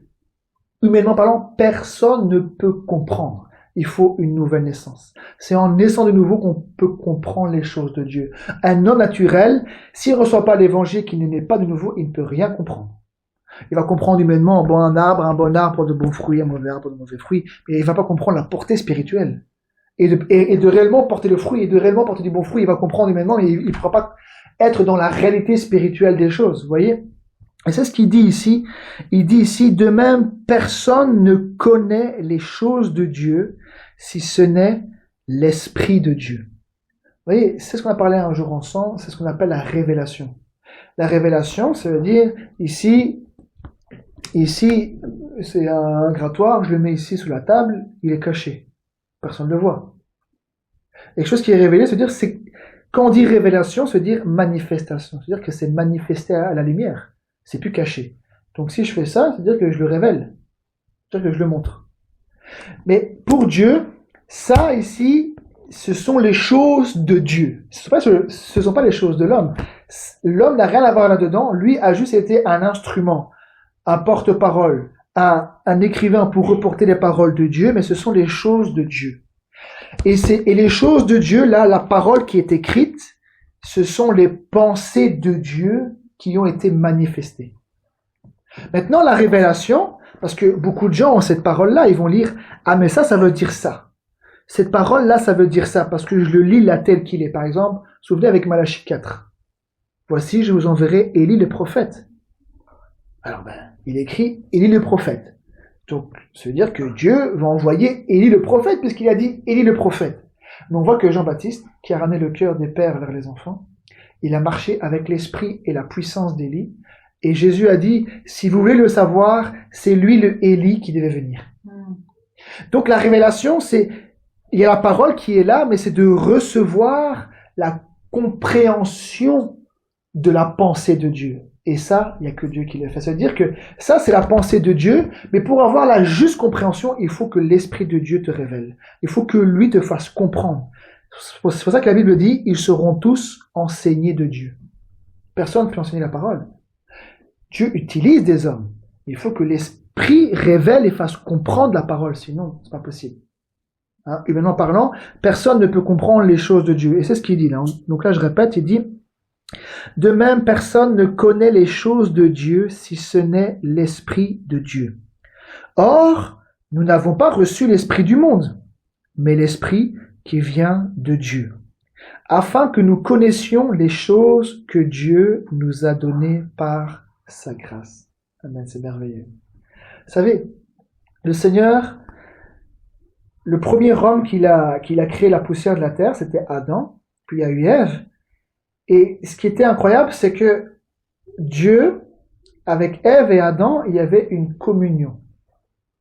C'est-à-dire qu'il y avait des échanges. Une communion, c'est-à-dire être uni avec quelqu'un. Sinon, c'est qu'un discours, comment on dit, un monologue. Mais il y avait un dialogue, il y avait une communion, c'est-à-dire qu'ils parlaient, et eux aussi, ils répondaient. Il y avait un échange, il y avait une communion. Maintenant, ce que Dieu veut faire aussi avec chacun de ses enfants, c'est de rétablir cette communion, et que Dieu aussi, là, quand il est écrit au verset 12, regardez, il dit, « Or, nous n'avons pas reçu l'esprit du monde, mais l'esprit qui vient de Dieu, afin que nous connaissions les choses que Dieu, afin que nous connaissions les choses que Dieu nous a données par sa grâce. » Voyez? Donc le but, c'est que quand Dieu donne le Saint-Esprit, il donne à ses enfants, son fils et à sa fille. Maintenant, quand il donne le Saint-Esprit, c'est pour faire quoi? C'est pour révéler ton héritage. C'est pour te révéler à toi personnellement. Et dans l'Esprit, c'est pour aussi communier avec toi, te montrer qui tu es, qu'est-ce qu'il promet, qu'est-ce qui t'attend, et de savoir toutes ces choses-là, de savoir où tu vas, qui tu es, et qu'est-ce qu'il a, et qu'est-ce qu'il donne, puisqu'il dit là ici, afin que nous connaissions les choses que Dieu nous a données par sa grâce. Ça veut dire que quand Dieu te donne l'Esprit, c'est pour communier avec toi, te donner les promesses, mais que tu puisses aussi recevoir ton héritage. La Bible parle de l'héritage avec les sanctifiés. Donc le but, c'est que quand toi tu reçois l'Esprit promis, que tu es en communion avec le Seigneur, c'est qu'il puisse aussi te révéler à toi personnellement toutes les choses aussi, et de pouvoir persévérer dans tout ce qu'il a donné par avance. Il faut persévérer dans la foi. Je ne sais pas si je m'exprime bien, que le Seigneur m'aide. Au verset 13, il dit, « Et nous en parlons non avec des discours qu'enseigne la sagesse humaine, mais avec ceux qu'enseigne l'Esprit. » Vous voyez, et nous en parlons donc de toutes ces choses, tout ce que Dieu a promis, tout ce que Dieu promet, tout l'héritage. Il dit, nous en parlons non avec des discours qu'enseigne la sagesse humaine, mais avec ceux qu'enseigne l'Esprit. Donc eux ont été enseignés par l'Esprit, et quand ils parlent, c'est avec un langage spirituel, c'est pas avec un langage humain. C'est ce qu'il dit ici. Il dit, employant un langage spirituel pour les choses spirituelles. Mais il dit, regardez, ici, qu'est-ce qu'il dit? Au verset 14, il dit, « Mais l'homme naturel n'accepte pas les choses de l'Esprit de Dieu, car elles sont une folie pour lui. Et il ne peut les connaître parce que c'est spirituellement qu'on en juge. L'homme spirituel, au contraire, juge de tout, et il n'est lui-même jugé par personne, car qui a connu la pensée du Seigneur pour l'instruire? Or, nous avons la pensée de Christ. Vous voyez? C'est ce il revient là à des choses que Jésus a dit à Nicodème. Ce qui est né de la chair est chair. Et ce qui est né de l'esprit est esprit. C'est-à-dire que tu es devenu un homme spirituel. Tu n'es plus un homme charnel, un homme naturel. L'homme naturel n'accepte pas les choses de l'esprit. Parce qu'il faut naître de nouveau. Quelqu'un qui est né de nouveau, il va recevoir. Mais d'abord, il faut qu'il y ait quelque chose qui se passe. Il faut qu'il y ait quelque chose qui se passe entre lui et le Seigneur, qui naisse de nouveau. Alors il comprend les choses spirituelles. Mais un homme naturel, c'est la folie. Un royaume, on le voit pas. Et Christ est mort là pour tous les péchés du monde. L'homme naturel, il comprend pas. Mais en entendant l'évangile, cette personne, elle croit. Il y a quelque chose qui se passe avec lui. Alors il y a une nouvelle naissance qui se fait. Alors il peut comprendre les choses de Dieu. Parce que c'est spirituellement qu'on en juge. Parce qu'il est devenu un homme spirituel. Il est né de l'eau et de l'esprit de Dieu. Alors il peut comprendre les choses spirituelles. Je continue. Regardez ici. 1 Corinthiens 4. Regardez, 1 Corinthiens chapitre 4.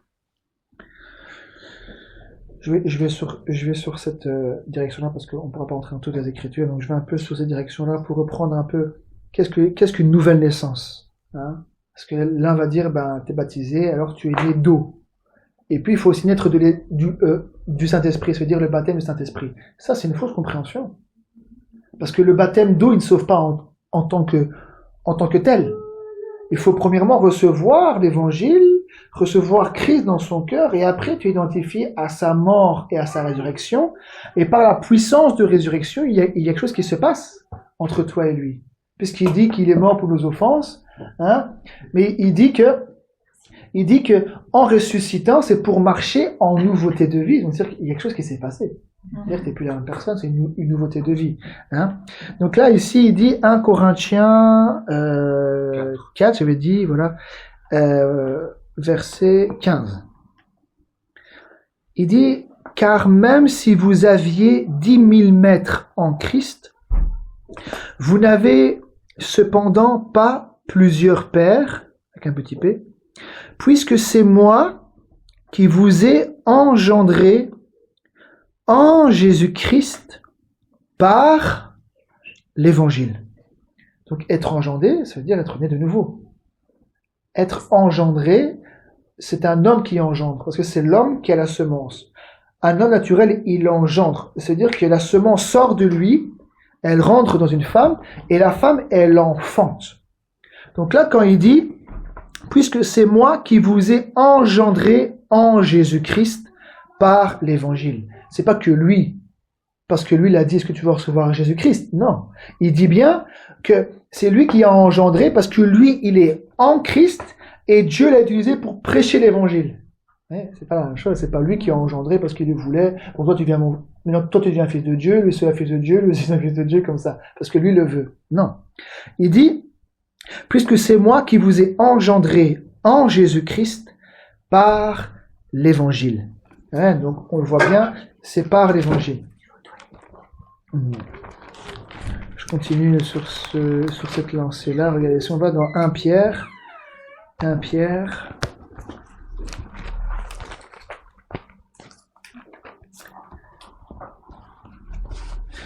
au chapitre 1.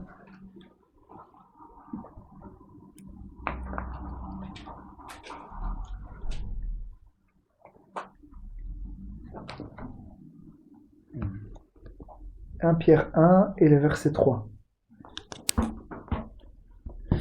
1 Pierre 1 et le verset... Bon, on va lire à partir du premier verset. Regardez. Pierre, apôtre de Jésus-Christ, à ceux qui sont étrangers et dispersés dans le Pont, la Galatie, la Cappadoce, l'Asie et la Bithynie, et qui sont élus selon la prescience de Dieu le Père, regardez, je relis, au verset 2, il dit, et qui sont élus selon la prescience de Dieu le Père, par la sanctification de l'Esprit, afin qu'ils deviennent obéissants et qu'ils participent à l'aspersion du sang de Jésus-Christ, que la grâce et la paix vous soient multipliées.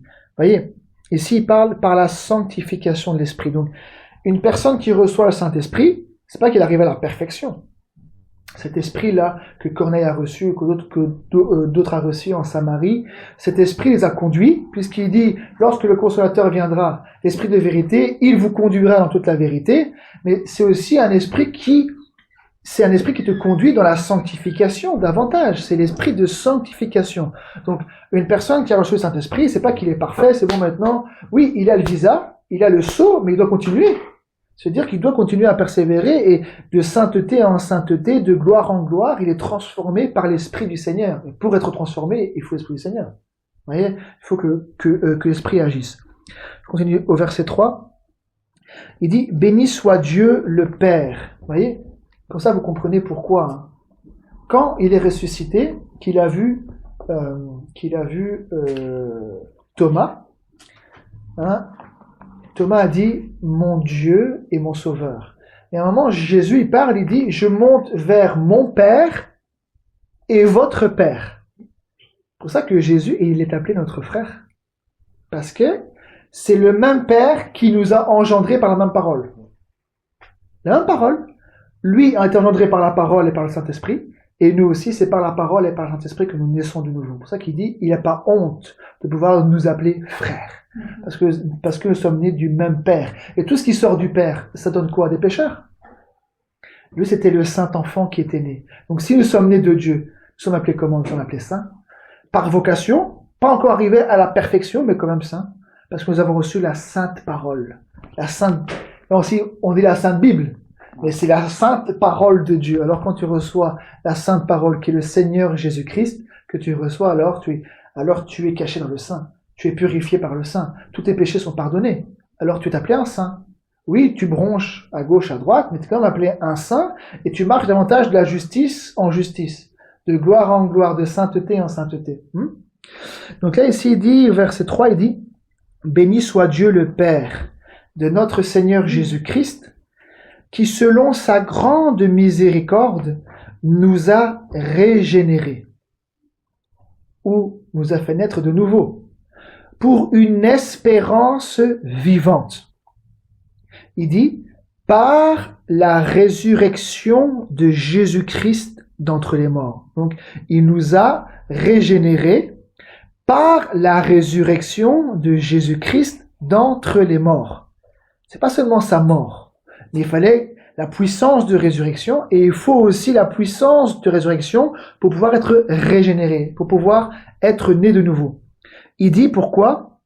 Il dit pour un héritage qui ne peut ni se corrompre, ni se souiller, ni se flétrir, il vous est réservé dans les cieux. À vous qui, par la puissance de Dieu, êtes gardés par la foi pour le salut prêt à être révélé dans les derniers temps. Je continue. Ici, toujours 1 Pierre 1 et au verset 22. On a déjà lu, mais c'est pour montrer, pour pouvoir bien encore condenser ça. 1 Pierre 1, le verset 22. Il dit, ayant purifié vos âmes en obéissant à la vérité par l'Esprit, pour avoir un amour fraternel sincère. Vous voyez, ayant purifié vos âmes. Là, il ne parle pas du corps et de l'esprit. Parce que la première des choses, c'est d'abord l'âme. L'âme, premièrement, le Seigneur purifie, il enlève tous les péchés. Bien sûr, ton esprit et ton corps appartiennent au Seigneur. Mais il y a ce qu'on appelle les souillures du corps. Les souillures du corps, par exemple, si j'ai commis fornication ou débauche, etc., j'ai commis les péchés. Les péchés pardonnés, mais le corps a été souillé. Et on va le voir dans la Bible, il dit que le baptême, ça n'enlève pas la souillure de la chair.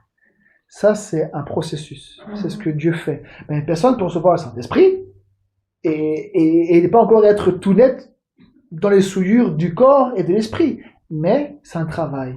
Corps, âme et esprit pour arriver à la sainteté. Mais premièrement, une personne qui est en Christ, le Seigneur purifie son âme de tous ses péchés. Blanc, plus blanc que la neige, et il devient une nouvelle créature. Mais après, c'est sûr, il n'est pas parfait. Le Seigneur travaille, il sanctifie, il purifie, etc. Donc là, ici, il dit, ayant purifié vos âmes, en obéissant à la vérité par l'Esprit, pour avoir un amour fraternel sincère. Aimez-vous ardemment les uns les autres de tout votre cœur, puisque vous avez été régénérés, ou puisque vous êtes nés de nouveau. Vous vous souvenez de ça, hein? Dans la Bible anglaise, j'avais un peu expliqué. En anglais, c'est being born again. Bref, ça veut dire être né de nouveau. Puisque vous êtes né de nouveau, non par une semence corruptible, mais par une semence incorruptible. Vous voyez? Ça rejoint ce qu'on disait tout à l'heure à ceux qui l'ont reçu. Mais la semence incorruptible, hein? Puisque vous êtes nés de nouveau, non par une semence corruptible, mais par une semence incorruptible. Et il dit, c'est quoi cette parole? Cette semence incorruptible, par la parole vivante et permanente de Dieu. Car toute chair est comme l'herbe, et toute sa gloire comme la fleur de l'herbe. L'herbe sèche et la fleur tombe. Mais la parole du Seigneur demeure éternellement. Et dit, et cette parole est celle qui vous a été annoncée par l'évangile. Donc cette parole, cette semence incorruptible, c'est celle qui vous a été annoncée par l'évangile. Donc ça rejoint ce que Paul disait, je vous ai engendré en Jésus-Christ par l'évangile.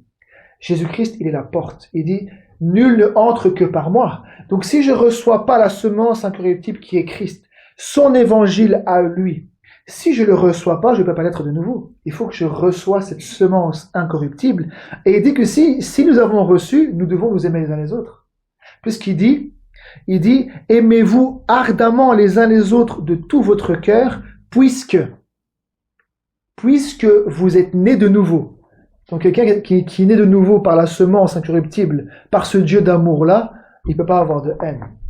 Mais l'amour, aimez-vous les uns les autres, puisque chacun goûte au pardon des péchés, alors toi tu peux pardonner, tu peux aimer, etc. Vous voyez? Donc on voit bien que la nouvelle naissance, elle dépend pas d'une simple parole. Un proverbe de Salomon, une parole de Job. Non, c'est l'évangile qui doit être prêché, Christ. Comme Paul dit, je n'ai pas eu d'autre pensée parmi vous, à savoir Jésus-Christ et Jésus-Christ crucifié. Bien sûr aussi ressuscité. Mais c'est Christ qui doit être prêché, c'est lui la porte, et il faut rentrer par cette porte-là, il faut recevoir Christ, et c'est par la parole. Et c'est comme ça qu'en rentrant en lui, nous puissions naître de nouveau, sinon ce n'est pas possible. Il est celui qui entre par ailleurs dans le royaume, c'est un voleur et un brigand. Enfin, dans la bergerie, mais bon, c'est la même chose. La bergerie, c'est son église. Hein, celui qui entre par ailleurs, c'est un voleur et un brigand. Il n'y a qu'une seule porte. Donc c'est le chemin pour naître de nouveau, c'est par la croix, c'est par l'évangile, par la puissance de Dieu, parce que lui a brisé la tête du serpent. Donc une personne qui rencontre cette puissance à travers l'évangile, il peut vraiment être racheté. Si moi aujourd'hui, je peux dire que je suis racheté, ça veut dire que je peux rendre témoignage que je suis sorti de l'influence de l'ennemi. Si je suis encore esclave de l'ennemi, ça veut dire que je ne suis pas racheté. Un rachat, ça veut dire que tu appartenais à quelqu'un, ou en tout cas une personne avait une main mise sur toi, et quelqu'un vient payer le prix pour pouvoir racheter la propriété et que ça devienne sa propriété. Ça veut dire que tu n'es plus sous l'influence de la personne qui avait une main mise sur la maison. Une personne qui a une main mise sur une maison qui a de l'argent, toi tu veux l'acheter, tu payes le prix. Mais lui pour l'instant il a la main mise sur la maison. Donc toi tu viens avec un prix pour pouvoir racheter la maison de la main de cette personne qui a la main mise pour que la maison devienne ta propriété. Et c'est ce que Jésus fait. Il a payé le prix. Ça lui coûtait cher sous la croix. Son sang, il y a aussi un prix. Son sang a du prix. Donc quand maintenant il rachète, c'est pour te faire passer de l'influence de l'ennemi à la puissance de Dieu. Oui, nous sommes dans la chair, vous êtes attaqués, avoir des tentations, des faiblesses, mais nous n'appartenons plus au diable. Il n'a plus la main mise sur nous. Sinon alors, on peut pas dire qu'il y a un rachat. Mais dans cette Bible, quiconque vient au Seigneur, il y a ce qu'on appelle la rédemption. La rédemption, ça vient du rachat.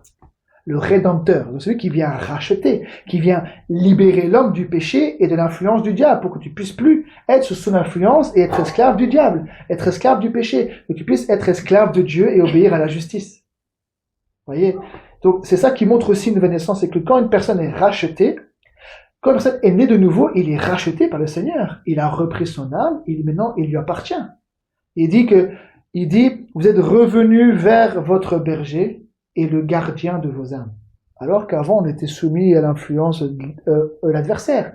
Donc, une personne qui est née de nouveau, il peut rendre témoignage qu'il a été racheté, qu'avant il était sous l'esclavage du diable et du péché, et que le Seigneur l'a racheté, et qu'aujourd'hui, il n'est plus esclave du péché. Quelqu'un qui est en Christ, il est affranchi du péché. Bien sûr, il n'est pas encore au ciel. Il doit combattre dans la chair, mais il n'est plus esclave. Un esclave, il doit obéir. Il n'a pas le choix. Si tu n'obéis pas, le maître, il te met un coup de bâton. C'est ça, mais c'est ça l'esclave. Un esclave n'a pas le choix. Il doit obéir. Et c'est ce qu'on voit aujourd'hui. Toutes les addictions, tous les gens qui sont sous la puissance du malin, ils ne peuvent pas sortir de là-bas. Ils sont... C'est la personne derrière, c'est un esprit derrière qui t'est obligé, tu es esclave. Mais en Christ, tu as le pouvoir de dire non. Maintenant, c'est fini avec ça. Mon Dieu, c'est possible avec ceci et cela. Il donne la puissance. Tu peux tomber dans une faiblesse, mais au fur et à mesure, le Seigneur te fortifie pour que la faiblesse ne devienne plus une faiblesse. Pour que quand tu tombes dans un travers, ce soit plus un travers, mais que les chemins puissent être redressés. C'est pas qu'on reste dans le mal, non. Au fur et à mesure, la justice, de justice en justice, de sainteté en sainteté. Et le Seigneur nous donne la puissance. Voyez, c'est pour ça que tout est en rapport avec la puissance de Dieu. On a besoin de la puissance de Dieu pour sortir de l'influence du diable, parce qu'il y a la puissance. Le diable a de la puissance. Donc, pour pouvoir être libéré, il faut un libérateur. C'est comme au temps d'Israël, le Seigneur, pour libérer son peuple, ils pouvaient pas sortir par eux-mêmes. Ils devaient envoyer un libérateur. Il envoyait Moïse. Mais le Rédempteur, le libérateur pour nous, c'est Jésus-Christ. Et lui a vaincu. Lui a détruit, il a écrasé la tête du serpent. Il a réduit à l'impuissance le diable et il a pardonné les péchés. Il a pris les péchés sur lui. Donc, celui qui expérimente vraiment avec la puissance, il est délivré du diable. C'est fini. C'est fini. C'est pas une religion. Vous voyez, mais dans la religion, c'est ça. Les personnes sont dites sauvées, ils ont été baptisés, mais leur vie témoigne qu'ils ne sont pas rachetés encore. Qu'ils ne sont pas rachetés. Quelqu'un qui est racheté, ça se voit. Sa vie, tout change. Parce qu'il a été visité par le Seigneur, son cœur a touché. Son cœur a été touché, il y a une peine tellement profonde. C'est ça une repentance.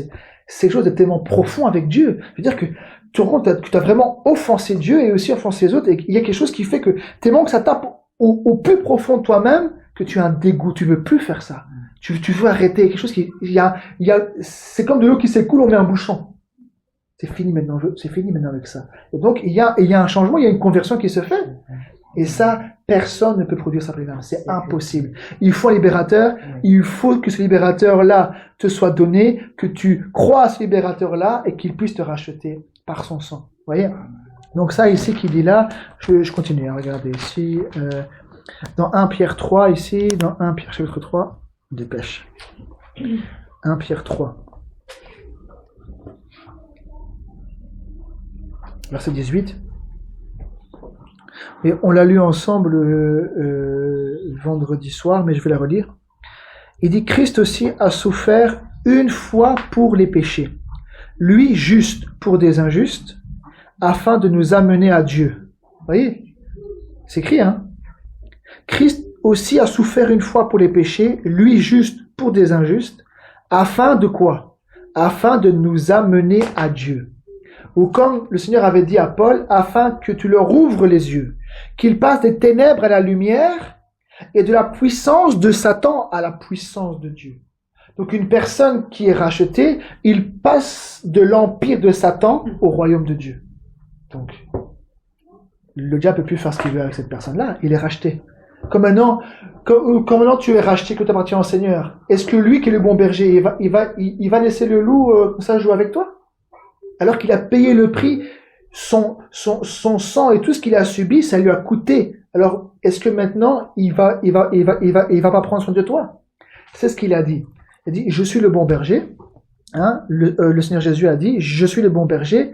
Il dit, nul ne vous ravira de la main de mon Père. Donc, quand tu es entre les mains de Dieu, que le Seigneur a sa main sur toi, quel est l'esprit et la puissance? À moins que toi, tu vas en dehors de Dieu, à moins que toi tu pêches volontairement, à moins que toi tu sortes de la protection divine, que tu te mets dans le péché toi-même. Mais si tu gardes, que tu restes près du berger, que tu fais sa volonté, que tu demandes pardon, etc., que tu essaies de faire ce qui est juste, tu es gardé par le Seigneur et il n'y a aucun esprit qui peut t'arracher de là et t'amener encore là-bas dans la présence du diable. C'est pas possible. Pas possible. Vous voyez? Donc vous voyez, il y a une différence entre l'évangile de l'homme et l'évangile de Dieu. Quand Dieu agit avec la puissance, il y a réellement quelque chose qui se passe. Une personne réellement est rachetée. Vous voyez? Et la personne, elle n'est plus esclave. Même si le diable il dit, fais ceci, non. il a la puissance de pouvoir de ne plus obéir aux convoitises, de ne plus obéir au péché, de dire non au péché. Alors que quand tu es esclave du péché, c'est le péché qui te conduit.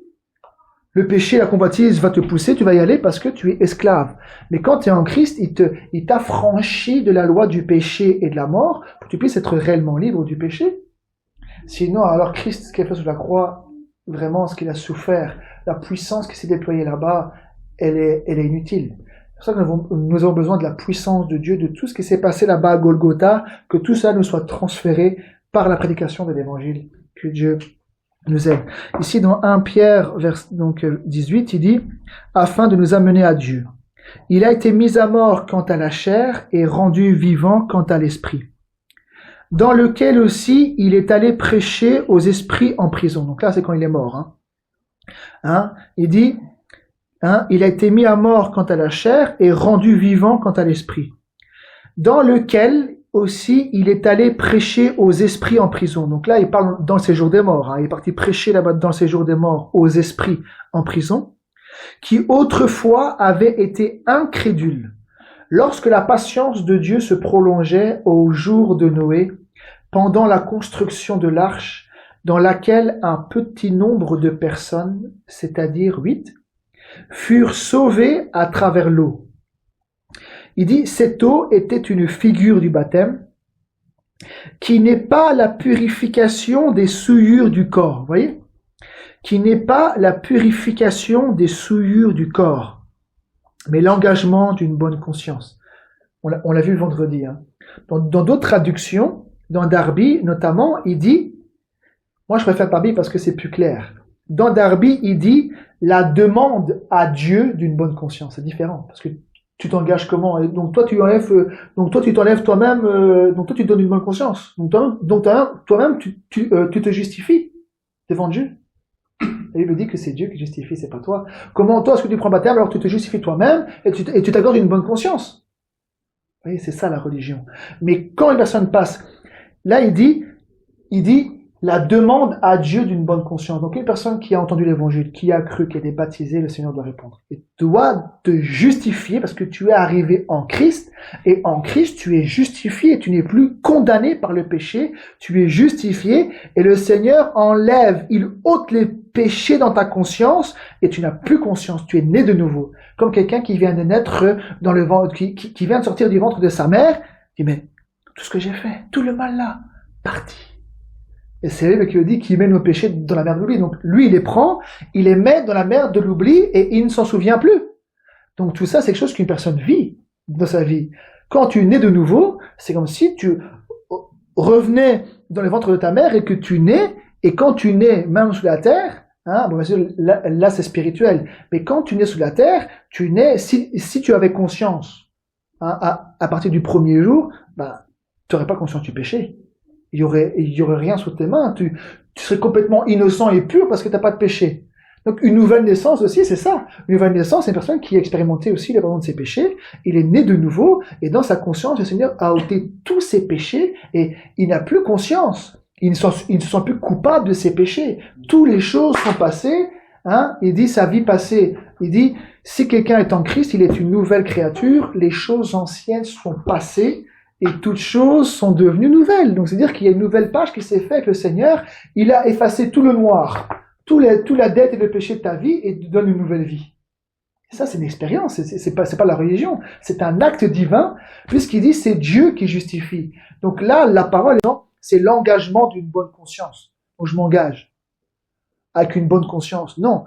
Quand on s'engage avec le Seigneur, c'est pour demander à Dieu, maintenant réponds, donne-moi une bonne conscience. C'est la demande à Dieu d'une bonne conscience. Il dit, ce n'est pas la purification des souillures du corps, mais la demande à Dieu d'une bonne conscience. Et il dit, et qui maintenant vous sauve, vous aussi, par la résurrection de Jésus-Christ. Vous voyez? Donc, tous ces actes-là, que ce soit l'évangile, que ce soit la repentance et le baptême, tout cela, ce sont des actes de puissance. Parce que quand on baptise une personne, il dit que nous sommes ensevelis avec lui par le baptême en sa mort, nous sommes morts avec Christ. et ressuscité avec Christ. C'est-à-dire qu'il doit se passer des choses naturelles, puisque c'est par, il nous sauve, hein, celui qui croira et qui sera baptisé sera sauvé. Et là, il dit que le baptême, il dit, et qui maintenant vous sauve, vous aussi, pas par l'eau, pas par de l'eau. Non, non, non, c'est par la résurrection de Jésus-Christ. Donc, quand on baptise quelqu'un dans la mort, qu'on prononce le nom du Seigneur Jésus-Christ, il est baptisé dans la mort et dans la résurrection, c'est-à-dire que quand il sort, quand même, il y a quelque chose qui doit se passer. Parce que c'est par la résurrection. C'est ça qui sauve. C'est la résurrection du Seigneur Jésus-Christ. Et c'est ce qu'il dit. Il dit, et qui maintenant vous sauve, vous aussi, par la résurrection de Jésus-Christ. Il est à la droite de Dieu, depuis qu'il est allé au ciel et que les anges, les autorités et les puissances lui ont été soumis. Voyez, donc une personne qui croit au Seigneur, qui se fait baptiser, il est justifié par le Seigneur. Il peut recevoir le Saint-Esprit avant, comme chez Corneille, par une prédication. Mais d'abord, la parole est donnée quand même. Tu ne reçois pas le Saint-Esprit comme ça.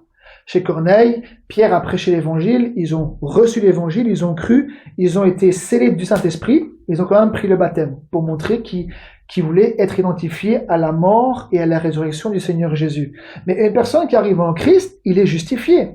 Et qui dit justifié, c'est-à-dire innocent. Quand, imaginons, tu fais quelque chose de mal, tu arrives au tribunal. Le monsieur dit, voilà, il y a ça et ça contre vous.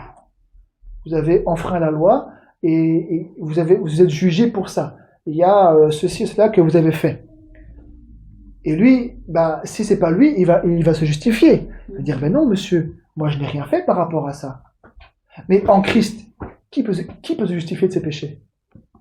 Quand on va dire, ben non, j'ai rien fait, parce que quand le Seigneur te touche, il te convainc de tes péchés. Donc comment toi-même, tu vas te justifier toi-même?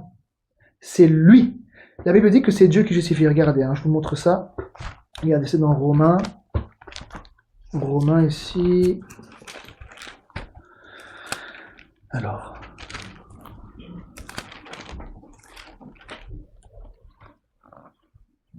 Dans Romains au chapitre 8.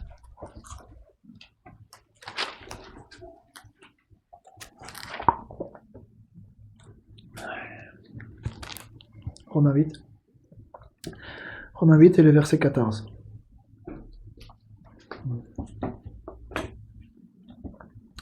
Il dit, car tous ceux qui sont conduits par l'Esprit de Dieu sont fils de Dieu.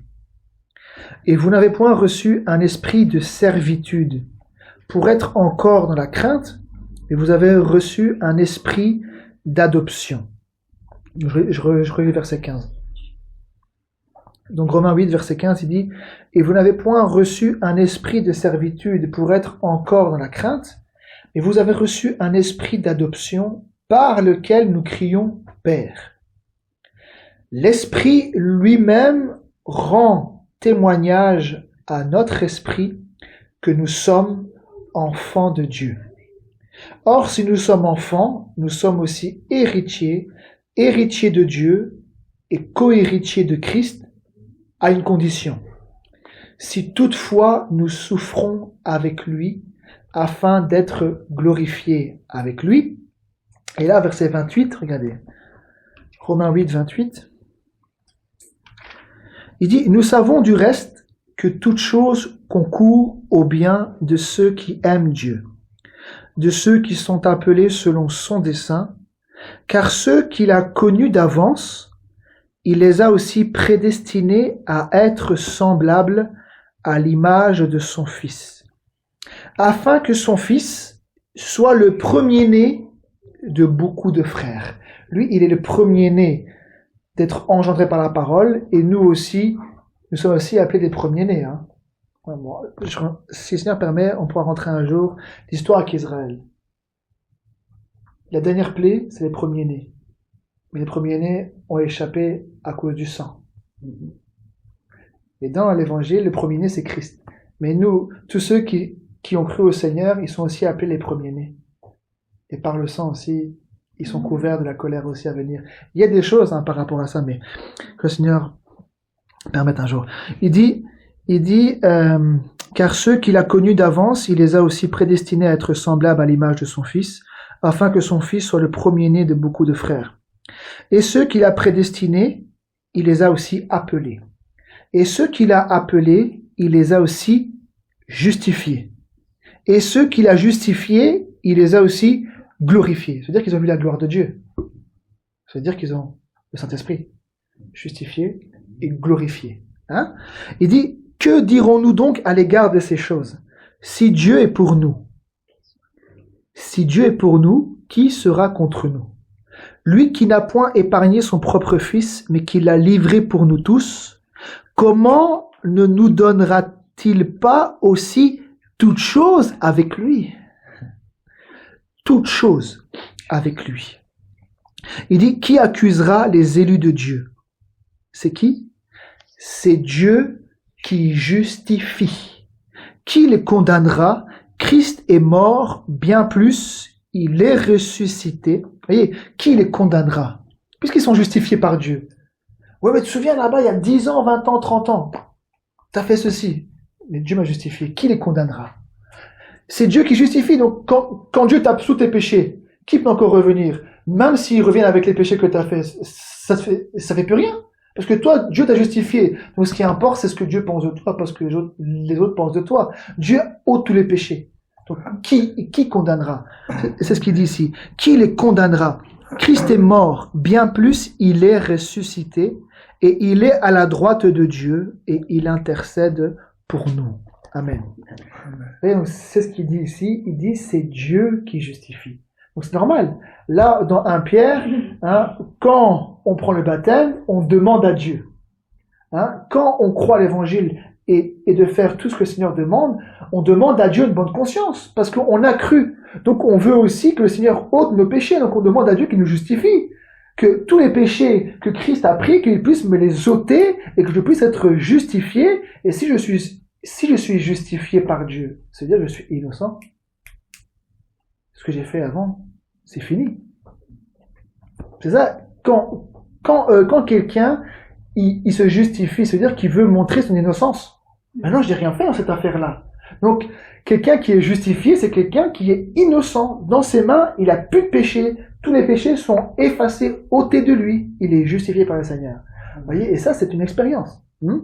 Bon, on va peut-être arrêter là parce qu'il est déjà tard. Non, nous avons encore 5 minutes. Je vais juste vous montrer une dernière parole. Là, ici, le baptême, il dit, ce n'est pas la purification des souillures de la chair.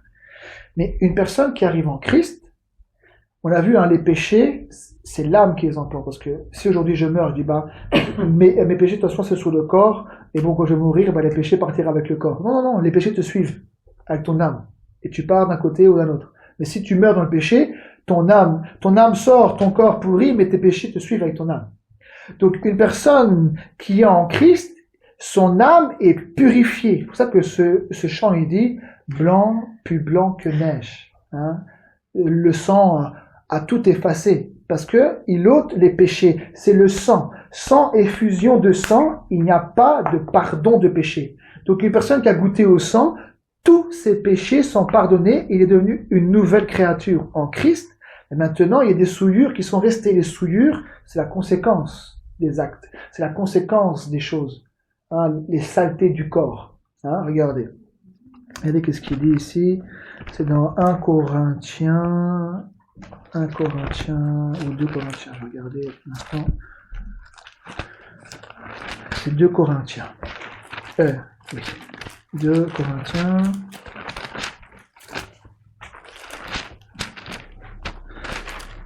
Donc peut-être que ça paraît, donc 2 Corinthiens 7, donc peut-être que ça paraît un petit peu,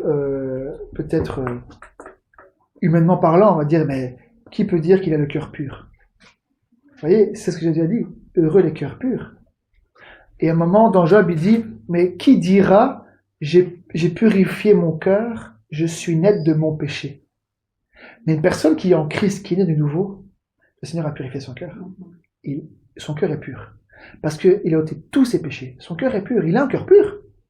Son cœur est changé et il a un cœur pur. Dans son cœur, le Seigneur a ôté tous les péchés. Donc réellement, une personne qui est en Christ peut dire, j'ai goûté à ça, mon cœur il est pur. Les pensées, je peux avoir des mauvaises pensées. Mais le cœur, c'est par rapport aussi à l'âme. Donc une personne qui a goûté au pardon des péchés, tous ses péchés sont pardonnés, il peut dire que son cœur a été purifié. Puisque tout à l'heure on a vu Il dit, vous avez purifié vos âmes en obéissant à la vérité par l'Esprit. Parce que quelqu'un qui est né de nouveau, c'est-à-dire c'est une personne qui obéit à la vérité par le Saint-Esprit, il est né de nouveau et son âme est purifiée. Le Seigneur, quand même, c'est pas un Dieu qui fait les choses à moitié. Si ton âme était sale et pleine de péché, tu viens à Christ, il va pas enlever la moitié et te laisser l'autre. Ah non. Quand même. Le Seigneur, c'est un Dieu parfait. Son sang, il est parfait. Il ôte pas que un péché ou deux péchés que tu as confessé. Il ôte tous tes péchés. Amen. Amen. Tous tes péchés. Amen. Plus rien. Il est efficace pour tout enlever. Et qu'il regarde, il n'y a plus rien blanc, plus blanc que la neige. Ouais. Amen. Sinon, alors l'évangile, il sert à rien. Personnellement, il sert à rien. S'il ôte que seulement ceux que j'ai confessés ou que j'ai pensé et que les autres que j'ai pas dit. Alors là, c'est la catastrophe. Mais une personne qui est née de nouveau, quand on expérimente une nouvelle naissance, on le sait. Le Seigneur ôte tous les péchés, on expérimente ça. Dieu descend, il te justifie, il te montre que tu es innocent parce que tous les péchés que tu avais, il l'a pris déjà à Golgotha et tu as cru à cela. Et il s'est passé quelque chose. Vous voyez, et il ôte tous les péchés. Maintenant, regardez ce qu'il dit ici. 2 Corinthiens chapitre 6. 2 Corinthiens chapitre 6, regardez. 2 Corinthiens 6, verset 14.